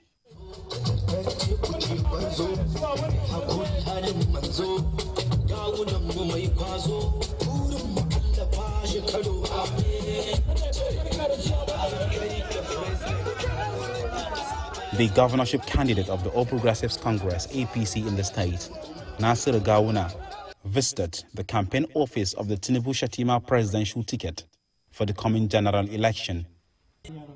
The visit is part of his preparations for the polls. Gawuna was received by more than 2,600 members of the Tinubu-Shettima support groups under the leadership of the director of Northwest Tinubu-Shettima Campaign Support Group, Bapatang Agundi. We are here with over 2,600 support groups, over 250 women lawyers, over 44 mukaddams, too numerous number to mention of former members of the State House of Assembly, football clubs, to declare our support and to allow for our gubernatorial candidate to say a word or two on behalf of Bola Ahmed Tinubu, who has made his statements during his visit in Kano, to say a word or two, like I said, for these groups. We are assuring you of victory, inshallah. These support groups give a donation of 5 million naira to our campaign council, between 1,000 naira, 500 naira, and so on, and some who give major donations for your campaign council. Your Excellency, we promise never to come to you to beg for anything from you or your deputy or any other person contesting under sincere job, and we will deliver you support groups alone. If what everyone log on to the website and put his name and his voter's card, which he promised to vote for you, you don't need to go anywhere and ask for anybody's vote. We are enough for you, inshallah. But because you are for all, we believe you will go around Kano. Addressing the crowd of supporters, the Kano APC governorship flag bearer commended Nang Agwandi for his organization, steadfastness and support to the groups and the party at large. My pleasure and indeed privilege to stand here before you to accept this kind of gathering that has been put together by one of our own, the DGE of the support groups for Tinubu-Shettima Gawuna Garo, Honorable Bofa Babada Agundi. Indeed, I'm overwhelmed with the presence of people and the kind of arrangement. From the day the support group was born in Kano, when His Excellency Dr. Abdullahi Umar Ganduje appointed Babada Agundi to be in the Presidential Campaign Council and to be the coordinator of this organization in Northwest. He has done tremendously well, and that every time he keeps surprising me. Anytime we speak to him, we spoke to him, we speak about this organization, whatever he tells me, I came to find out that it is even over and over what he used to say. We have to extend our sincere appreciation to all of you, and to say that there is nowhere, no state that we have seen this kind of support from people like Kano State. Gawuna boasted that Kano votes will be delivered to the APC with the help of the support groups, who are expected to cast their votes for APC in the presidential and governorship elections. I'm assuring you that the best thing that we can do to pay you back is to be people of honesty, integrity, and the people that will be selfless in whatever we do. We pray to Allah subhanahu wa ta'ala that if He destines us to be the leaders, that you are going to be the people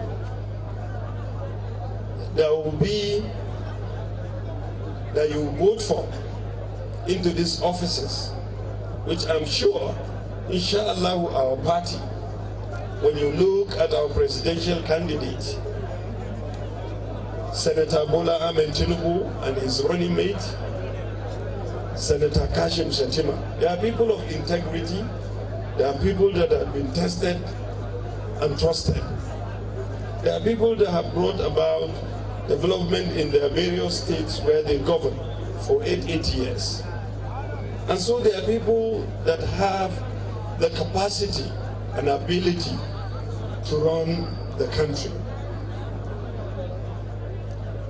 Here in Kano, we have the modest experience that we have served in various governments, and we have seen the kind of projects and prospects of each and every government, and where mistakes from all the best areas, and to avoid the mistakes.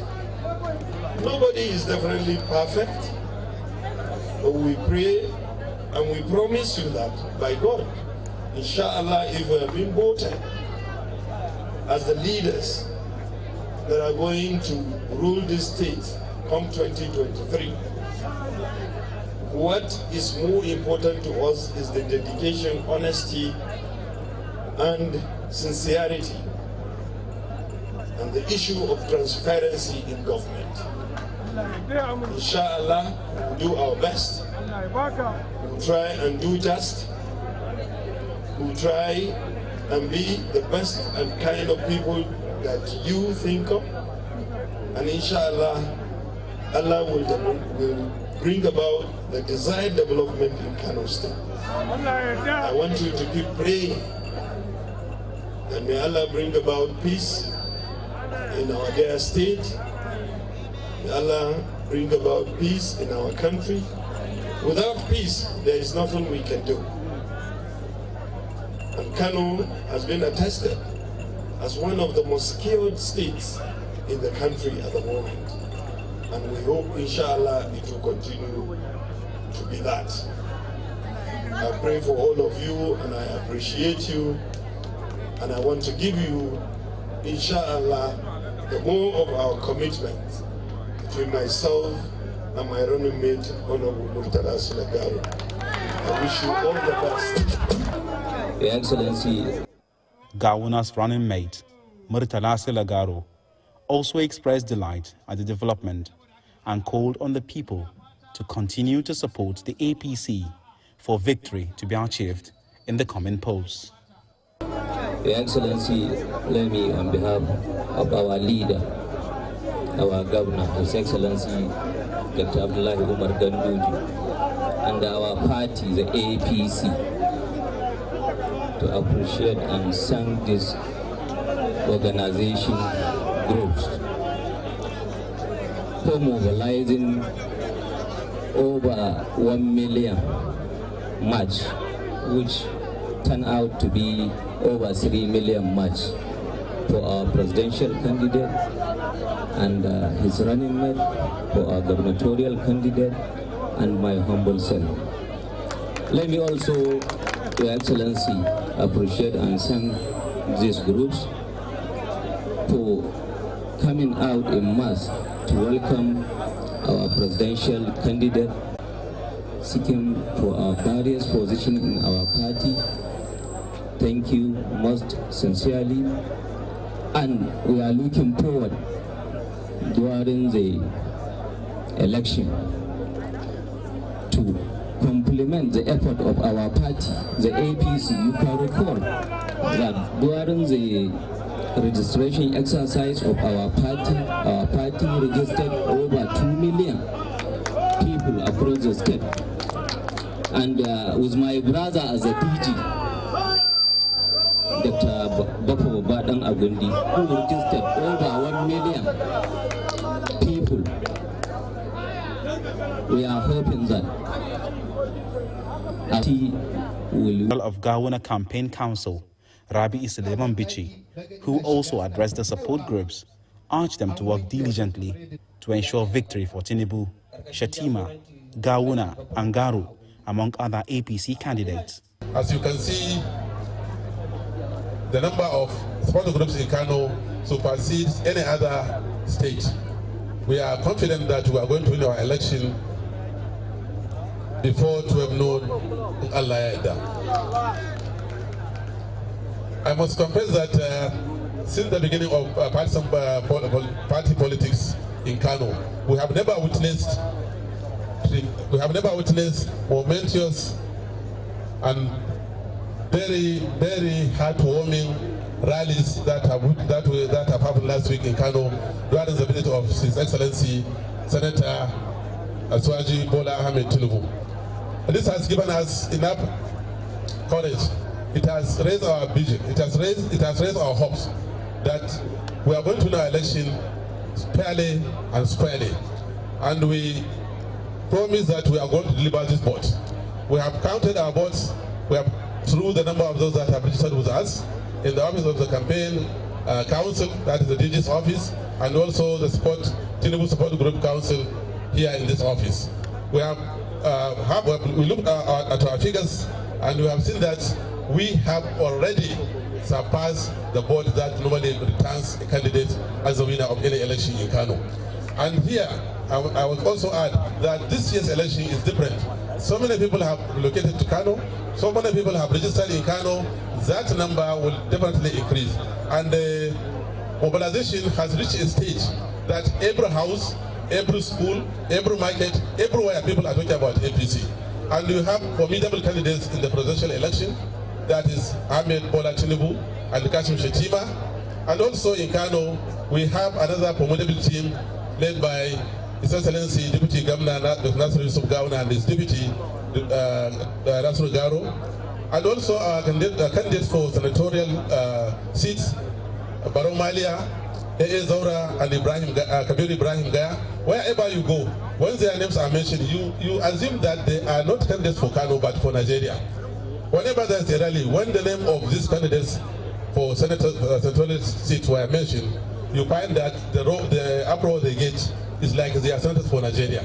So also our candidates for House of Representatives and also House of Assembly.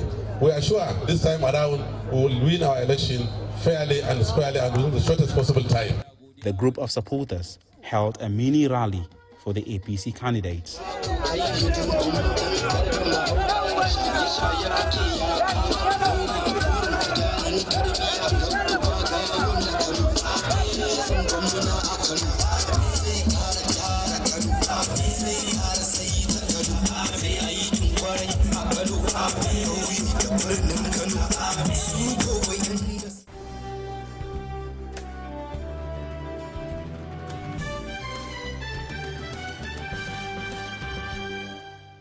Farmer-header conflicts in Nigeria, which were predominantly in the north-central region, have spread across the country. The conflicts result in indiscriminate and avoidable loss of lives and properties. Population growth, climate change, growing social inequalities, and a declining trust between communities are some of the factors experts have identified as responsible for the problem.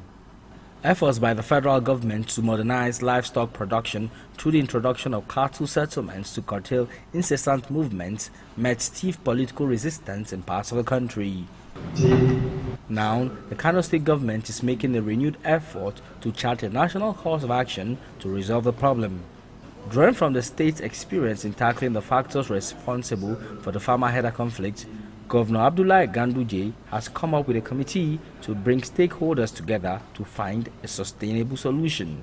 We must intensify existing collaboration with our neighbors in the Chad Basin, especially border communities, to prevent the movement of small arms and disarming armed pastoralists and bandits who go through our borders day by day. Leading the committee is the former INEC chairman Atahiru Jega, whose task includes changing the way people view the conflict.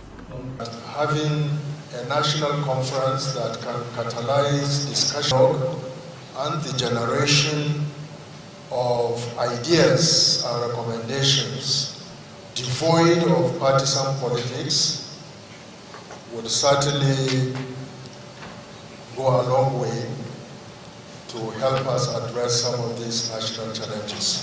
One issue the committee would have to seek solutions to, first off, may just be the proliferation of small arms and light weapons in the sub-region.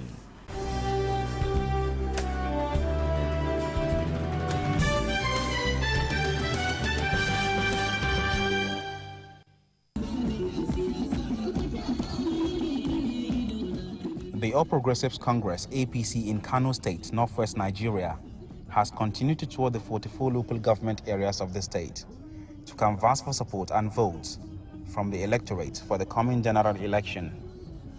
The APC campaign in the state continued few days after a memorable and remarkable visit by the party's presidential candidate, Bola Tinubu, to Kano for the Northwest Zonal Rally. Now go there. Na gode, na gode. Ga babban shiri don gyara kasa jama'a ku daina ba. An yi shiri na yalwata komai kowa ma ya samu sana'a. A gyara tsaro da kowa ma zai kwana gida cikin fara. After the visit, the Gawuna-Garo governorship campaign train landed at Rano Emirate Council. Thousands of residents of Rano converged at the Emir's Palace to witness the event. APC chieftains in the state, in company of the governor, Abdullahi Ganduje, and the party's governorship flag bearers, addressed the crowd of supporters. Addressing the people, Governor Ganduje assured them that the party's governorship candidate, Nasir Gawuna, and his running mate, Murtala Garo, will... The whole of Kano State is not even the whole of South Senatorial District. It is only Rano Emirate Council. We thank you for this gathering. Today, we are informing you, we are educating you. Nigeria requires a very strong leadership in Nigeria. Nigeria requires a leader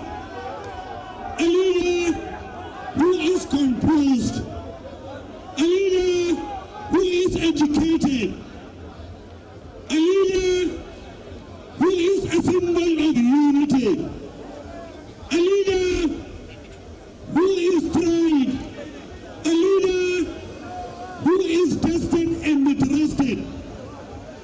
As of today, among the Nigerian politicians, among the presidential candidates from different political parties, there is no better person than our presidential candidate, Asuwaju Bola Ahmed Tinubu.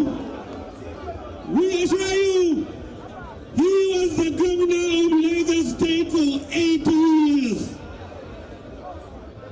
He contributed to the development of Lagos State, and he contributed to the development of Nigeria. We request you, come 25th February 2023, you vote your president, Asuwaju Bola Ahmed Tinubu, and his running mate, Shettima, Kashim Shettima. Will you vote for them? Yes. Will you vote for APC? Yes. Raise your hands. Oh, Tinubu has made it. Tinubu has made it, inshallah. The APC campaign train has visited Bunkure, Kibia, Sumaila, Takai, Dawakin Kudu, and Warawa local government areas of the state. The delegation will continue with the campaign until they cover all the 44 local government areas of the state. They are optimistic that the consultations will yield positive results in the 2023 elections. Governor Ganduje and his deputy, Gawuna, who is the state governorship candidate, continue to pay visits to groups and communities towards retaining power for the APC in the state.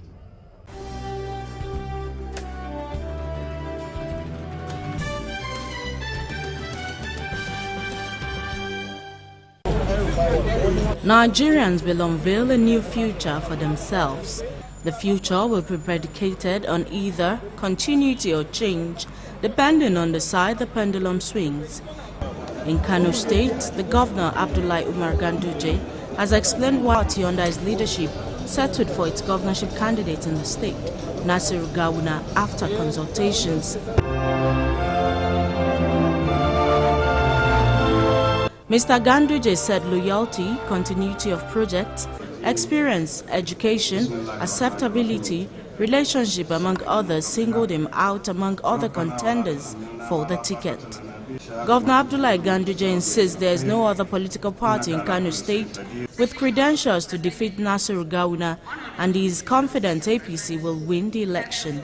Fully aware of our programs and our projects, and we believe that is what made Lagos great, issue of continuity. That is a family we are building, continuity, we respect it. And inshallah, we will continue to build on that. So during the recent visit we made to Kano, the mammal crowd that gathered proved that Kano is APC and APC is Kano. It is a clear proof that Ganduje and Gawuna are with the people and the people are with them. The governorship candidate Nasiru Gawuna says the experience he garnered in public service has provided him with the knowledge to hit the ground running when elected as governor of Kano State. The resolute experience in both civil and public service to make me a perfect candidate, and to think that I will be able to manage the affairs of Kano State. Definitely, Kano State is so huge, is so large. The occasion is in line with the practice in advanced democracies of the world, where stakeholders fund the campaigns of candidates vying for elective seats.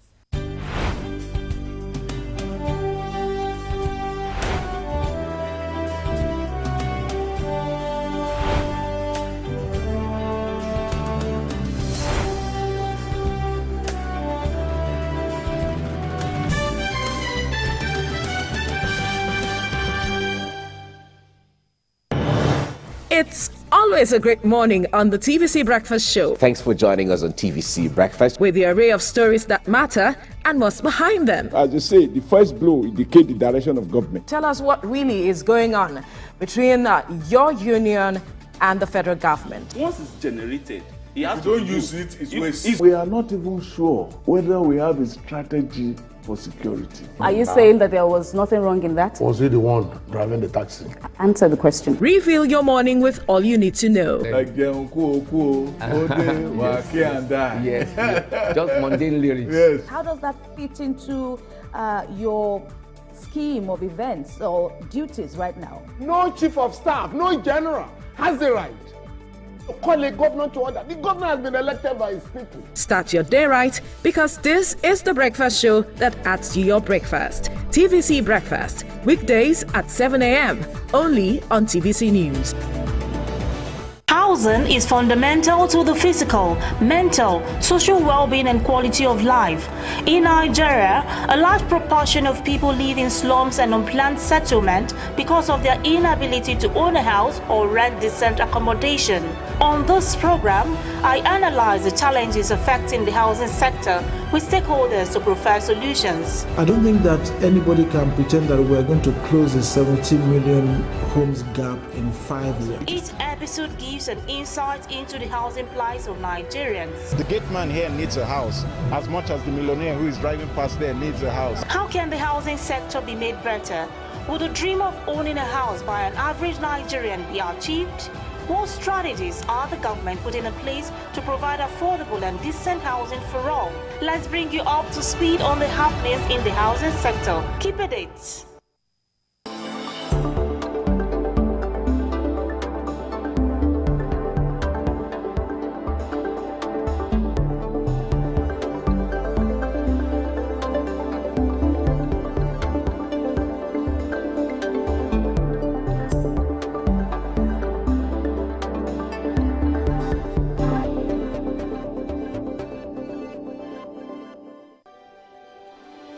TVC Communications, Nigeria's leading independent broadcast company, has been officially designated as a great place to work. Over the past few years, we have transformed our workplace into one which is respectful, caring, rewarding, and provides great benefits to all our 500 employees. We thank our team for giving us the chance to show that partnership between employer and employee really works. TVC Communications, officially designated as a great place to work, and now the only broadcasting and media company not just in Nigeria but throughout continental Africa to be fully certified.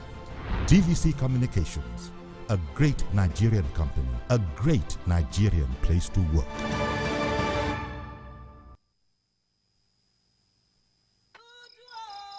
How important is comfort to you?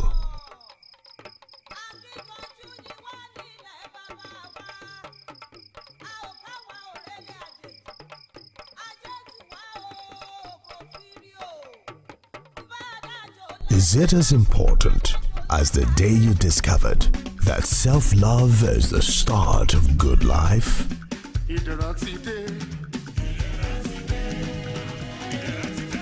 Here is a comfort that your self-love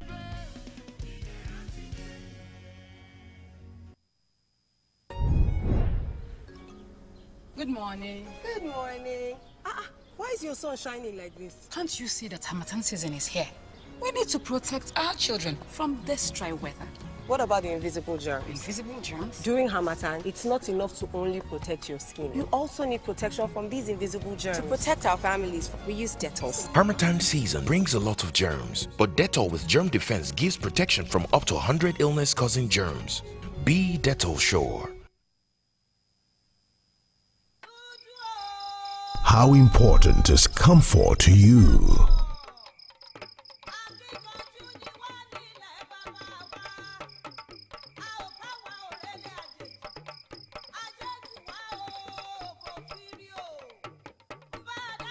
Is it as important as the day you discovered that self-love is the start of good life?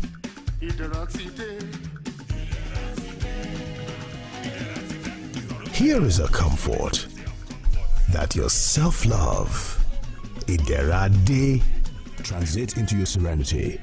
The opportunity awaits you on this peace of mind as you pay an installment of 24 months with initial deposit of 500,000 Naira. Serenity at its finest.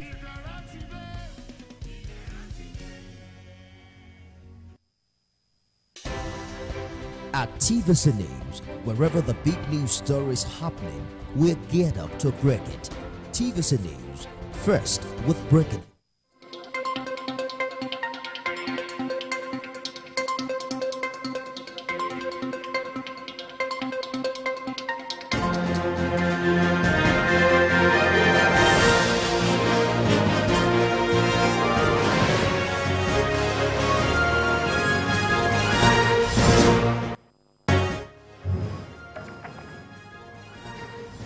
On the news tonight, Nasarawa government confirms abduction of 6 school children in Alwaza community.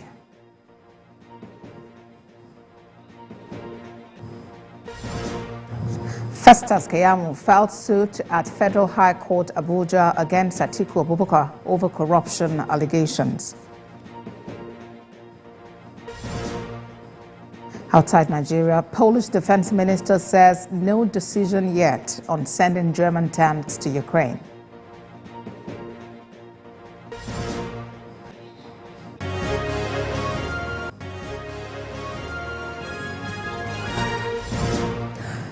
This is TVC News at 10. Thank you for joining us. We'll begin from Nasarawa State and with a story we have been following up on all day. The state government has confirmed the abduction of 6 school children in Alwaza community of Doma local government area. The state deputy governor Emmanuel Akabe disclosed this when he embarked on an on-the-spot assessment to the school with top government officials and security chiefs. Godwin Agwam tells us more. It's a moment of grief and sorrow for indigenes of Alwaza community in Doma local government of Nasarawa State. The community was thrown into confusion when government invaded LEA Primary School, Alwaza, on Friday morning. It was around 8:45. We heard a loud voice from the school pupils crying down to their various houses that some of the unknown people came to the school and picked some of the children. That is why those that were escaped, they were able to cry down home. Then all the parents came down to the school to look what happened. Alhaji Yerima is a father of 2, whose 3-year-old son was among the pupils abducted. He narrates how his son had initially refused to go to school, but reluctantly agreed after he prevailed on him. The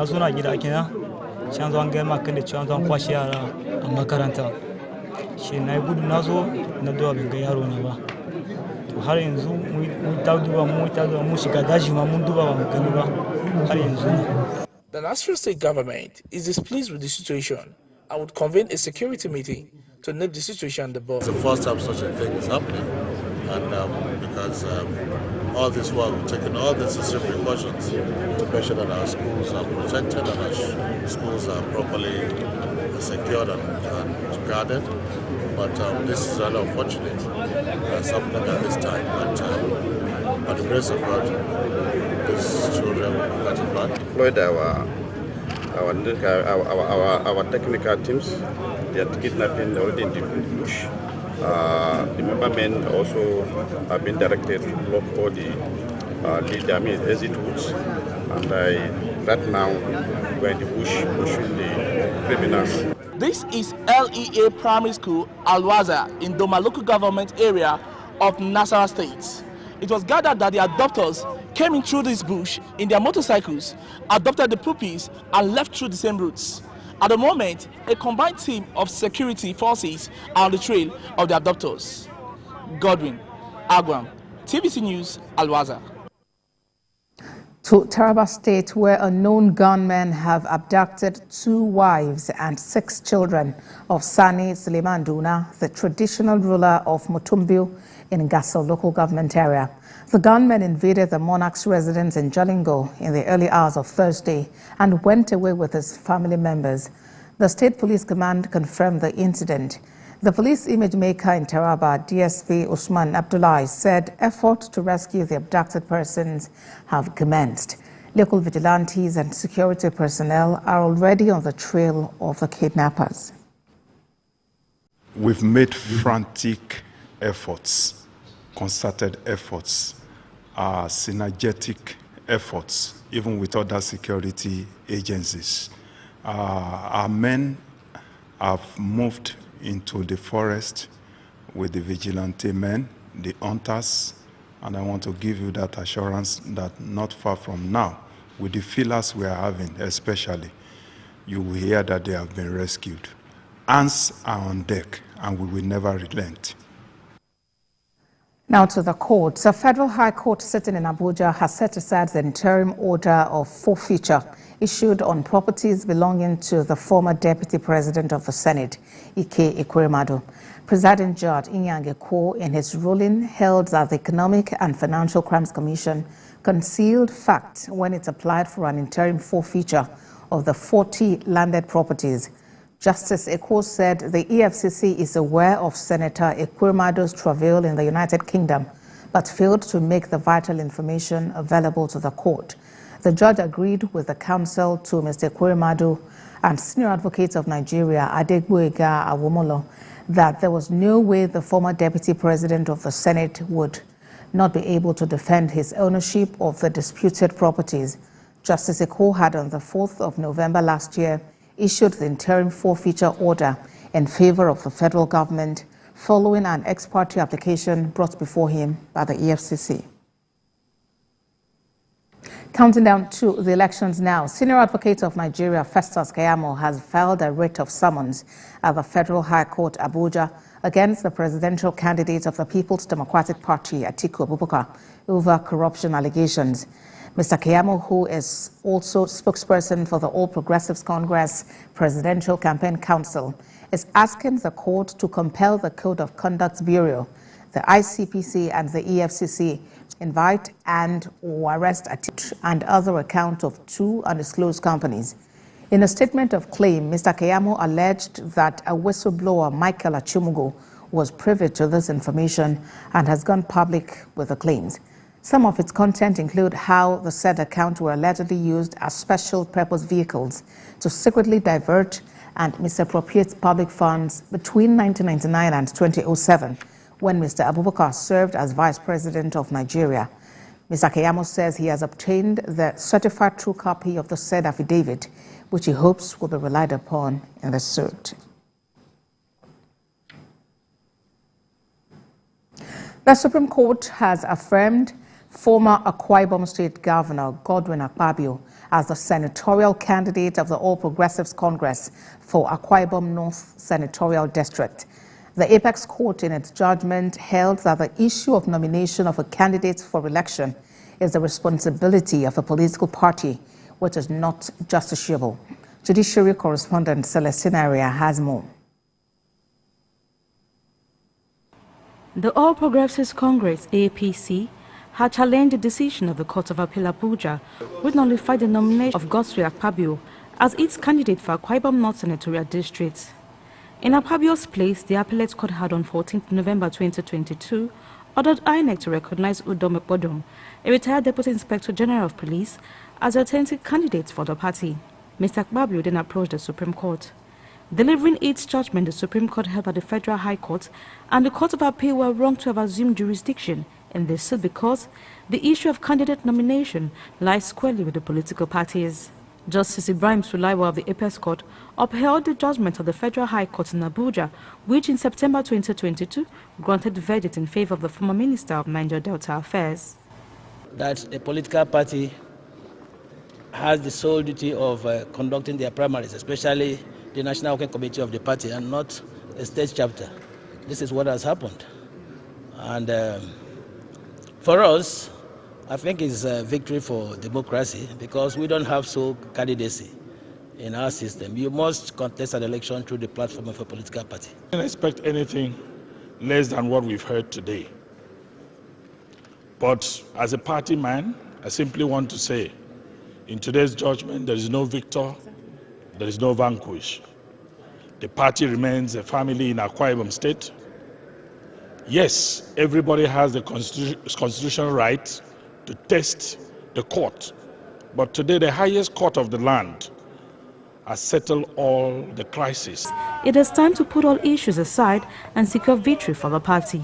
Together to deliver a party. So I don't think it wasn't a personal quarrel. In fact, when he was in the police force, from the position of AIG to DIG, I was there for him all the way. In fact, when I was a governor, he had no road to his village for 49 years. I was the one that constructed the road. They call it the Timepo Road. And then I did the first, I dualized the first Abak-Ikot-Ekpene road to give him access towards his road. Celestina Naira, TVC News, Abuja. Elsewhere, the presidential candidate of the APC, Asiwaju Bola Tinubu, Friday attended a National Peace Committee meeting with presidential candidates of political parties, INEC, civil society groups, and the media. The National Peace Committee meeting held in Abuja identified infractions to the peace accord the parties committed themselves to. Speaking to journalists at the end of the closed-door meeting, a member of the committee, John Momo, said efforts are on to address the identified violations. Sifon Isien has details. This meeting convened by the National Peace Committee is meant to review the conduct of political parties and their supporters in the wake of the peace accord signed last year by the party's presidential candidates. Vice President of the APC stands in front of me because their presidential candidates will not come. It's not acceptable. No. All right. After a point of order was raised by the African Action Congress presidential candidate Omoyele Sowore, the meeting gets underway. We are not here to trade blames, but to raise issues and concerns so that we can explore the best means of resolving these concerns. I appeal to all of you to be moderate in your language, show respect to the views and concerns of one another, and listen to the concerns expressed. Ambient sound. Soon after, the meeting goes into a closed-door session. I have taken... After about 2 hours, the meeting ends with many candidates unwilling to talk to journalists. That's why we have gotten together to let them know that there were infractions, there were some breaches. I don't think we're really satisfied in the main. It's work in progress. There's bound to be some, disagreements, and there's bound to be some differences. The candidates will be expected to commit themselves to yet another peace accord before the elections. Shiwaju and Shettima were in Jigawa State to present to Governor Muhammad Badaru a special recognition award for his commitment to the campaign to elect Asiwaju Bola Tinubu as president in next month's election. The national convener of the support group, Khadijat Omotayo, says Governor Badaru has provided leadership for the party in the region. She said the governor has continued to lead an aggressive campaign to ensure registered voters get their permanent voter cards and use it to elect the Tinubu-Shettima presidential ticket. Governor Badaru also commended the convener and urged young Nigerians to emulate her zeal and interest in the political affairs of the country, especially her desire to ensure more people are persuaded and convinced to support the APC presidential candidate. Khadijat Omotayo Karim says her group will continue their campaign across the country and drum up support for Asiwaju Tinubu's development. To work for Asiwaju and appreciate all what they are doing. And special thanks to my daughter, Khadija, is very hardworking. It started at the convention when she was fighting everybody to make Asiwaju win the primaries. Now to Rivers, where the state chapter of the All Progressives Congress has insisted hoodlums attacked its campaign rally in Port Harcourt.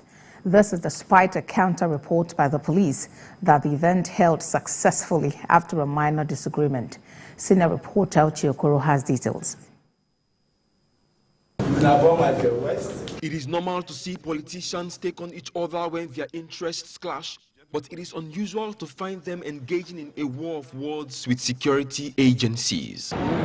The APC alleges that politically sponsored thugs invaded their campaign rally in Port Harcourt with dynamites and firearms to stop the event from holding. But in a swift reaction, the Rivers State Police Command released a statement denying the explosion and subsequent sporadic gunfire. The police went on to say that the event continued after a dispute by the host community over use of the venue was resolved. With that response, the APC now fears that the police may have shown its biased disposition ahead of the election. The Rivers APC shall not condone an attempt by anyone, no matter highly positioned, to undermine the security of the lives and properties of our members throughout these campaigns and election season. We will not tolerate any repetition of the carnage we suffered in the hands of the thugs actively deployed by the PDP in connivance with then Commissioner of Police, Joseph Mbu, ahead of and during the 2015 elections to rig our party out of power in Rivers State. The inconsistency continues in the number of persons who were injured during the alleged attack. The APC puts the figure at 5, while for the police, only 2 persons were affected. The Commissioner of Police, F. Yongokon, has ordered a thorough investigation But the APC is still not satisfied. The party wonders why more than 24 hours after the rally, no suspect has been arrested. In any event, it was after he had told the world that no such device was used, he went further to direct the DC operations and the OC for bomb disposal to go and investigate. Matter of fact, putting the cart before the horse. This incident brings back memories of the 2015 APC campaign rally in Okrika local government area that was also disrupted by explosions and deadly gunfire. But this time, the police says the APC is merely raising a false alarm, but for the party, the police was hasty in releasing its own account of what exactly transpired. Hopefully, further investigation will reveal the truth. Uche Okoro, TVC News, Port Harcourt. When TVC News at 10 returns, Lagos High Court sitting at Tafawa Balewa Square Annex in Igboshiri sentences doctor to 1-year jail term for endangering the life of his patients through negligent and reckless acts. Stay with us for details.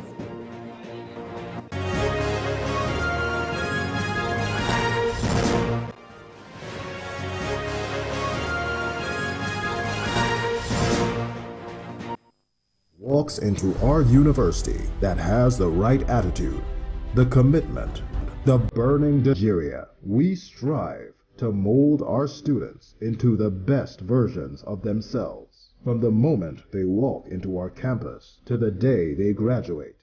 From academic to social to sporting and artistic development, we equip them with the skills, the belief, the support, and the network to accomplish great things. We educate them for impact. Now University of Nigeria. Build your success for a better society. Nile University is a proud member of Honoris United Universities, the first Pan-African private higher education network. What happens to whiskey when it's left in the barrel for 12 years? It gets richer and smoother until it tastes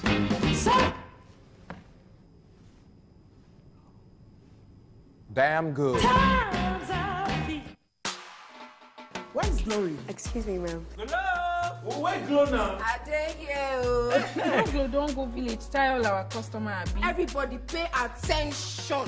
See, now Glow dedicated 10x. Now they dash me 10 times the credits when I load. Can't even summer me double data join. Yes. Wait, so with 1.5 when they give all of us, so you they enjoy up to 15,000 naira credit and data. And I say I never finish you. See, now say we enjoy if I join Glow dedicated 10x. When I go get one time, you just carry your phone, dial *777#. Finish. Correct. Glow, you don't win. You don't do. Oh, now see there here. Hello, please, I'm looking for Glow. Please save now Glow. You also get 1,000 naira for calls and data and double data bonus on your subscription.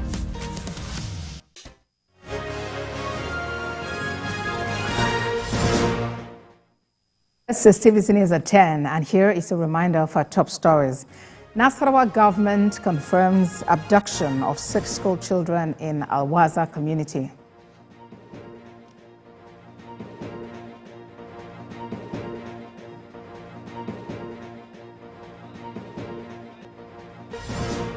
Festus Keyamo filed suit at Federal High Court Abuja against Atiku Abubakar over corruption allegations.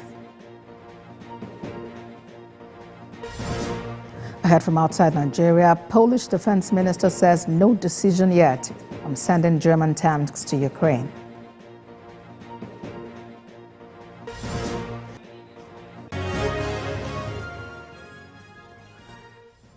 Earlier, we told you the Supreme Court has affirmed former Akwa Ibom State Governor Godswill Akpabio as a senatorial candidate of the All Progressives Congress for Akwa Ibom North Senatorial District. For more on this, been joined at this time by a lawyer, Kolade Olutekmobi. Thanks for joining us on TVC News at 10. Let's get a reaction to the Supreme Court's judgment.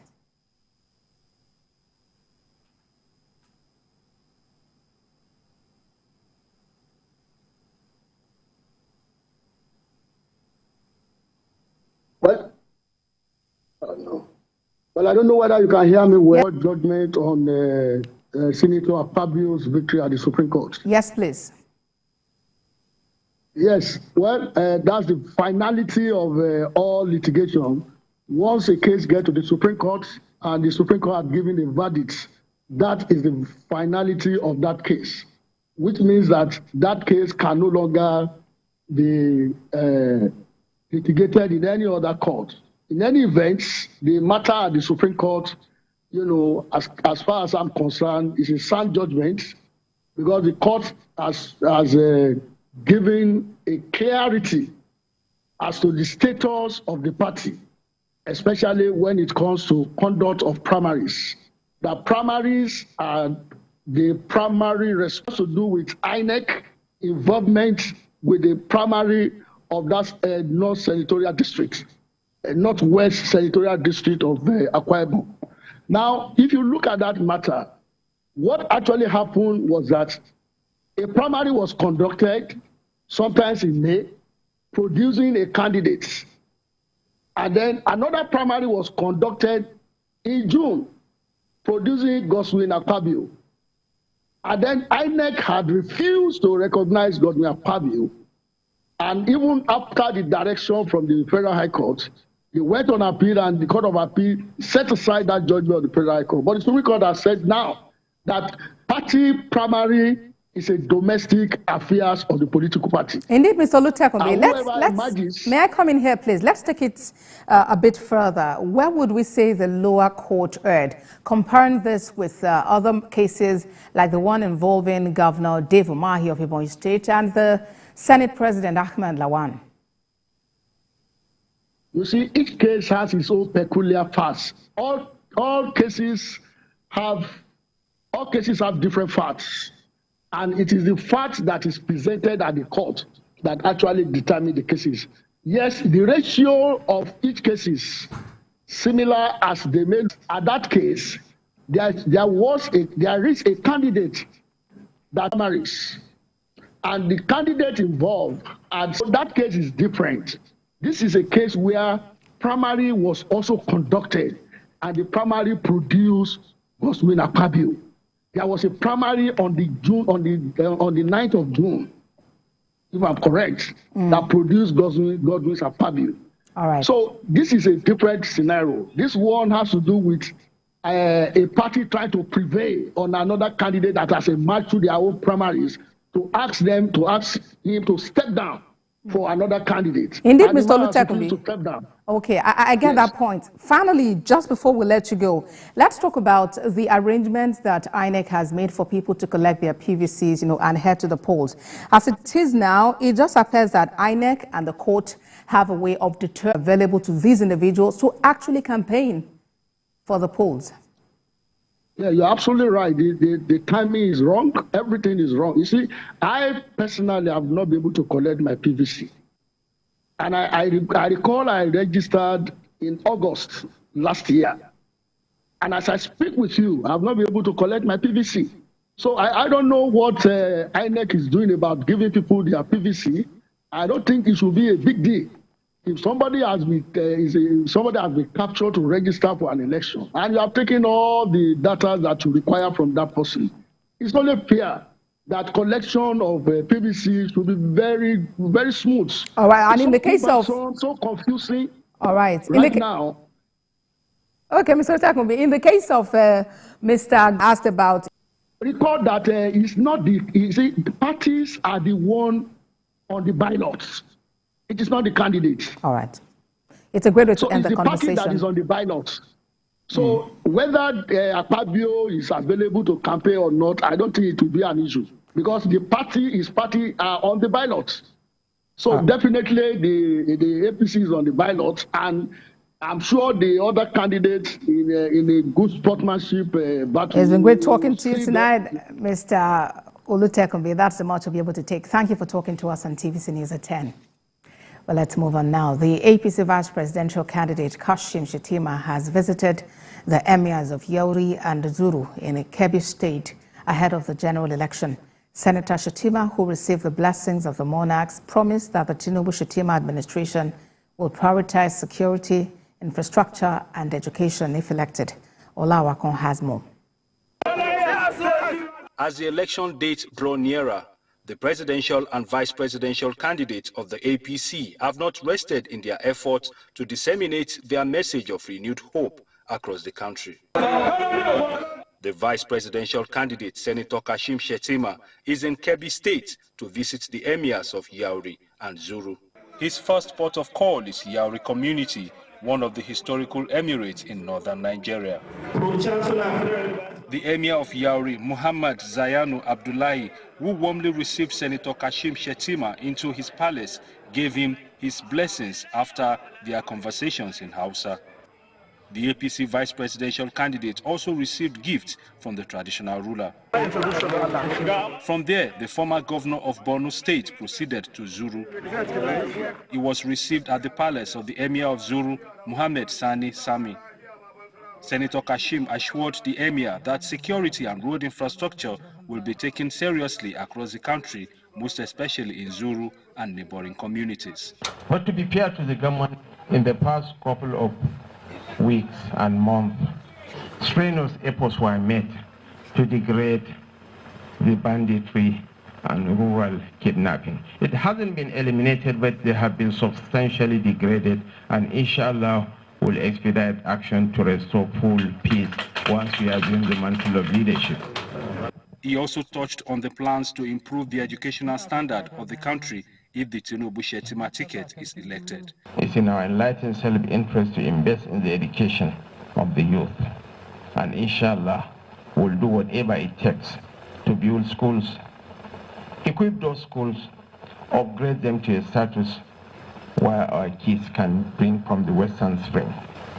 This visit has shown that both the presidential and vice presidential candidates of the APC are loved by the people, and the blessings of the traditional rulers will have a positive effect for their victory at the elections.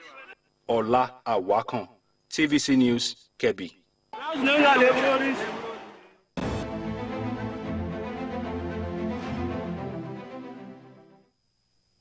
Other matters. The Lagos High Court, sitting at the Tafawa Balewa Square Annex in Igboshiri, has sentenced a Dr. Ejike Oji of Excel Medical Center in Ikoyi to a 1-year jail term for endangering the life of his patient through his negligent and reckless act. He was also found guilty of criminal breach of duty to the 17-year-old Somtochukwu Ezeashi when he performed an orthopedic procedure on him. He was not guilty of causing grievous bodily harm and for lawfully inflicting severe wound on his left toe, as well as concealing it. The 65-year-old consultant general and pediatric surgeon was initially arraigned in 2019 with his wife, Ifeyinwa, who is also a medical doctor and pediatric neurologist. But the court discharged and acquitted Dr. Ifeyinwa in 2020 after the Lagos State government applied to discontinue the charges against her. This prompted Dr. Ejike's rearraignment in February 2022 on 6 counts of the alleged offences. He was accused of fixing a plaster of Paris, POP, cast too tight on Somtochukwu's leg at his clinic in July 2018 after the patient sustained an injury while playing basketball.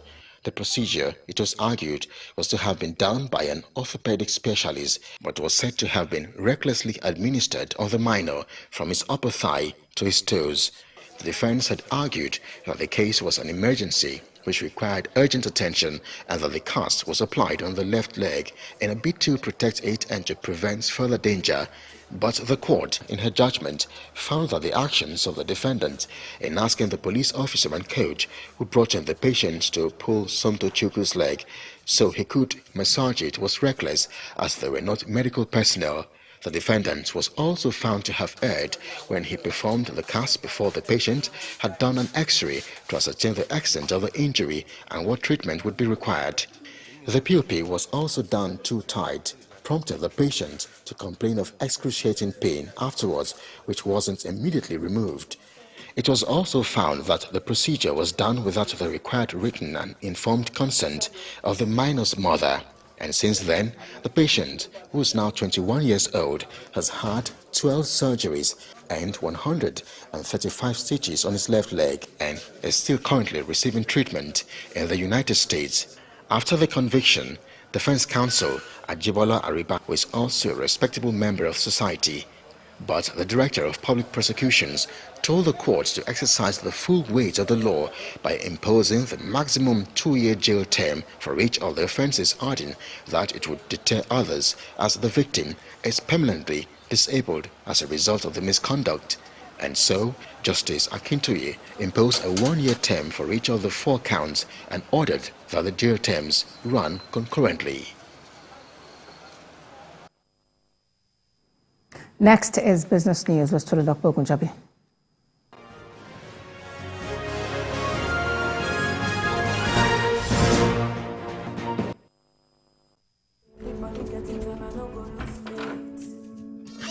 My brother, my blood, e no get waiting fall from sky, we ground no fit carry.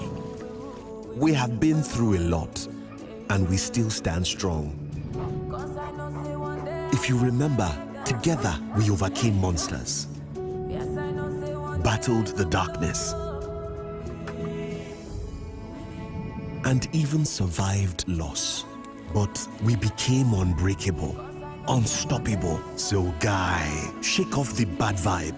Face the world with your full chest. Because this life, forget, you and me, now we go run out.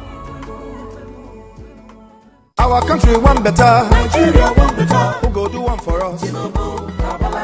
Yeah, so people of Nigeria, they jolly for the better we want shele for we country. So as they ready to vote Asiwaju Bola Tinubu as the next president of Nigeria, I ain't get the experience where you go fit use take make our country better. People of Nigeria, but this and many other better things when in don't bunkulize. It good make we all vote Asiwaju Bola Tinubu for president of Nigeria. Kashim Shettima as vice president. Vote APC. Are you with me though?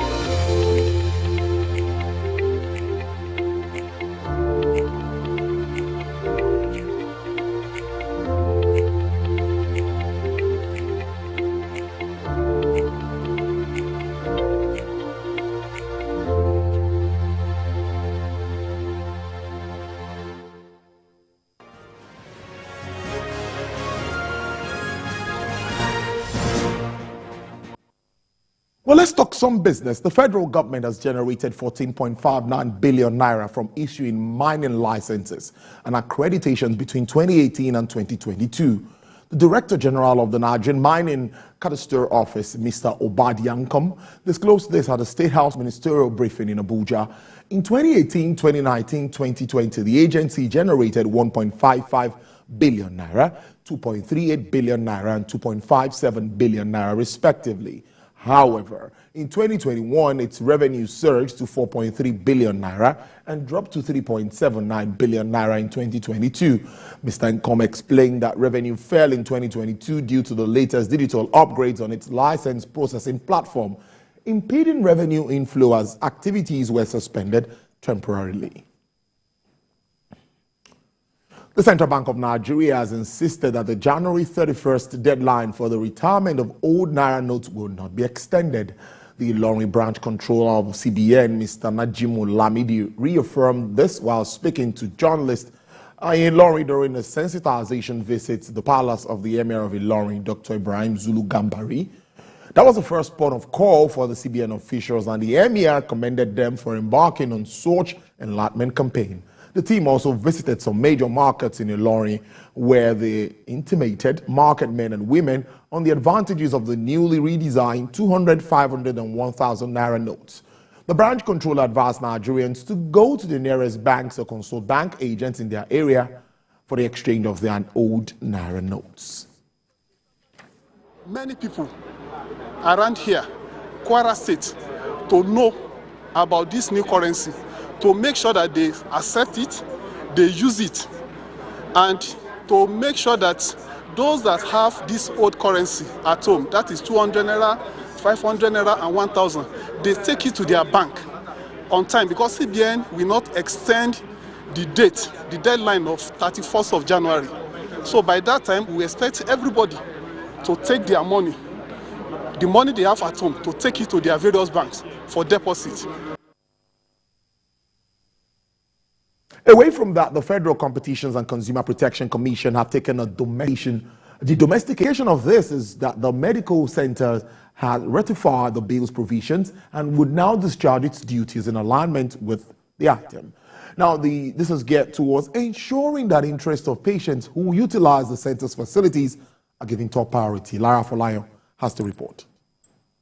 The Patients' Bill of Rights was launched in 2018 to ensure there are new standards of quality, equity and dignity in patients' healthcare experience in the country. The Bill of Rights is now being domesticated at the Federal Medical Center in Jabi on the request of the facilities managers. The implication of this is that the hospital has ratified the bill's provisions and would adhere to them in a discharge of its medical duties.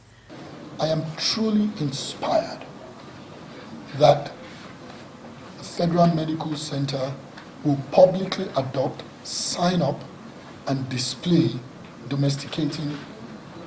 The reason is that there is nothing that can be held against a man much more than your own words. Based on that, we were able to come up with a mission and vision for this institution, and using that mission and vision, we set up a strategic plan to achieve what we want to achieve.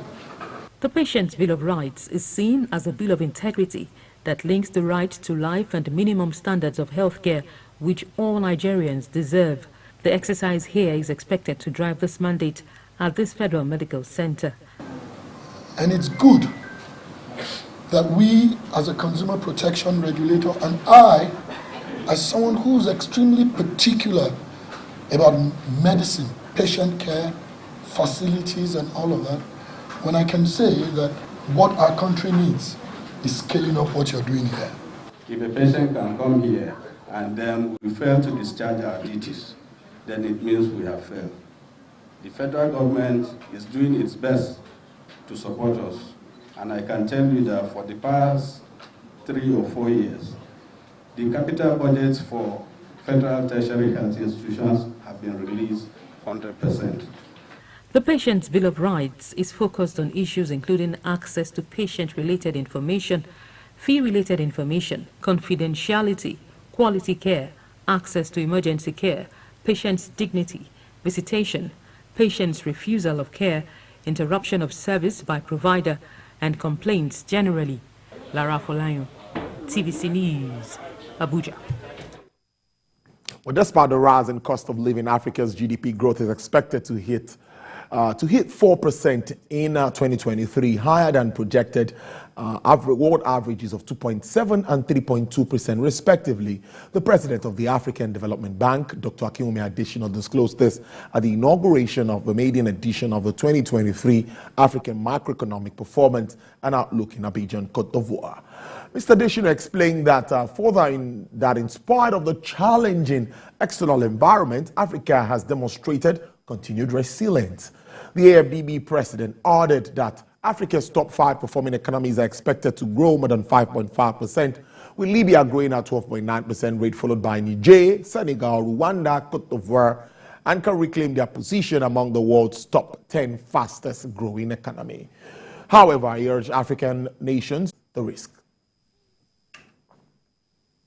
Today's trading session at the exchange closed negative with the loss in market capitalization. The all-share index decreased by 0.06% to close at 52,594.68 basis points.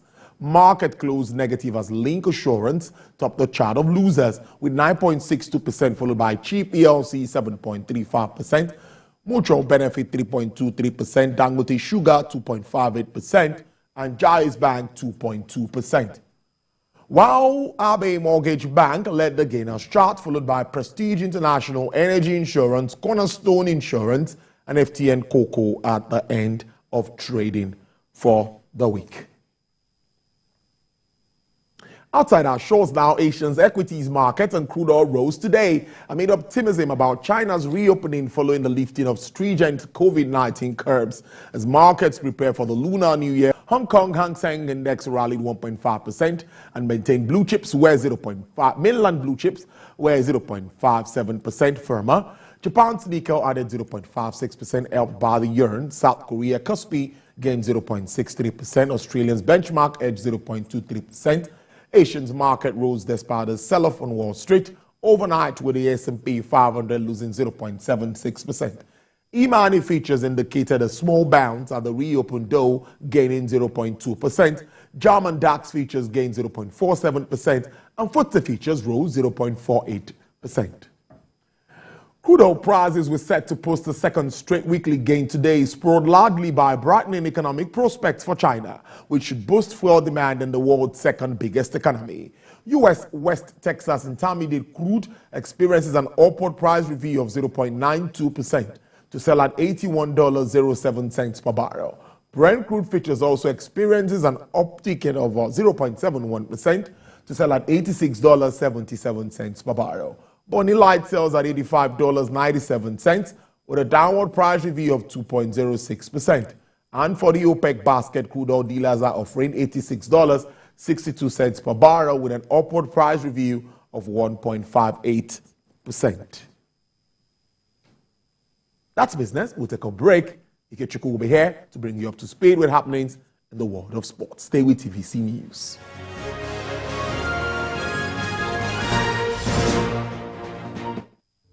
Doubt and fear doesn't occur at the canvas, it shows in the canvas.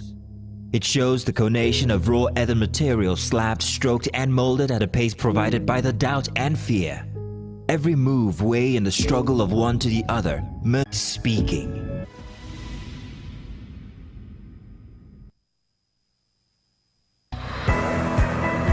Business lives on the fast track of numbers. Business is a strange world where low numbers mean something different. And its currency are speed and time. Finding the open doors of Main Street is not just good business, it's the start of the business. Join us every weekend on Business Week.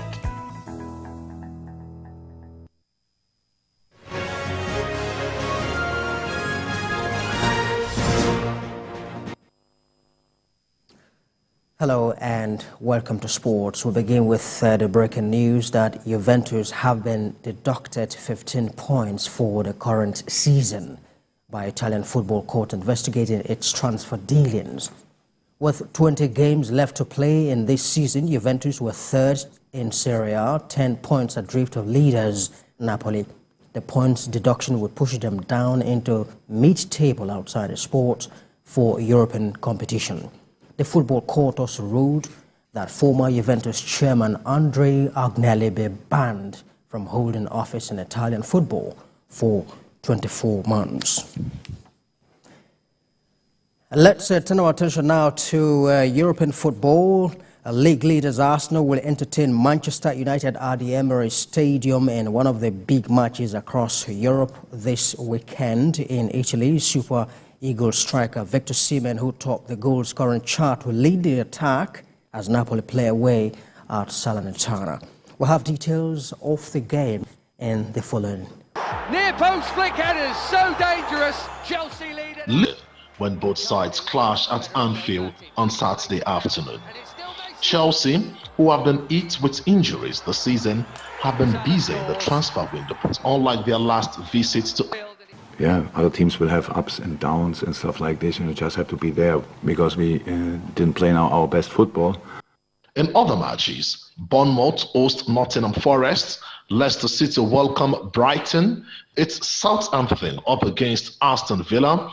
Everton will be away to West Ham United, while Crystal Palace lock arms with Newcastle United.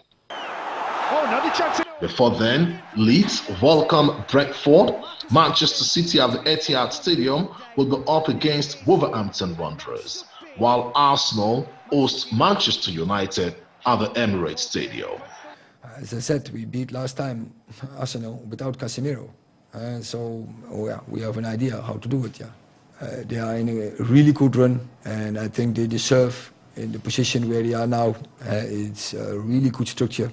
In some of the selected games in Spain on Saturday, Atletico Madrid will host Real Valladolid, and on Sunday, Barcelona host Getafe, while Real Madrid will be away to Atletico Bilbao. Games lined up on Saturday, including leaders Napoli, who will be away at Salernitana, while Fiorentina host Torino. In some selected games on Sunday, Sampdoria welcome Udinese, Monza is up against Sassuolo, and Juventus hosts Atalanta.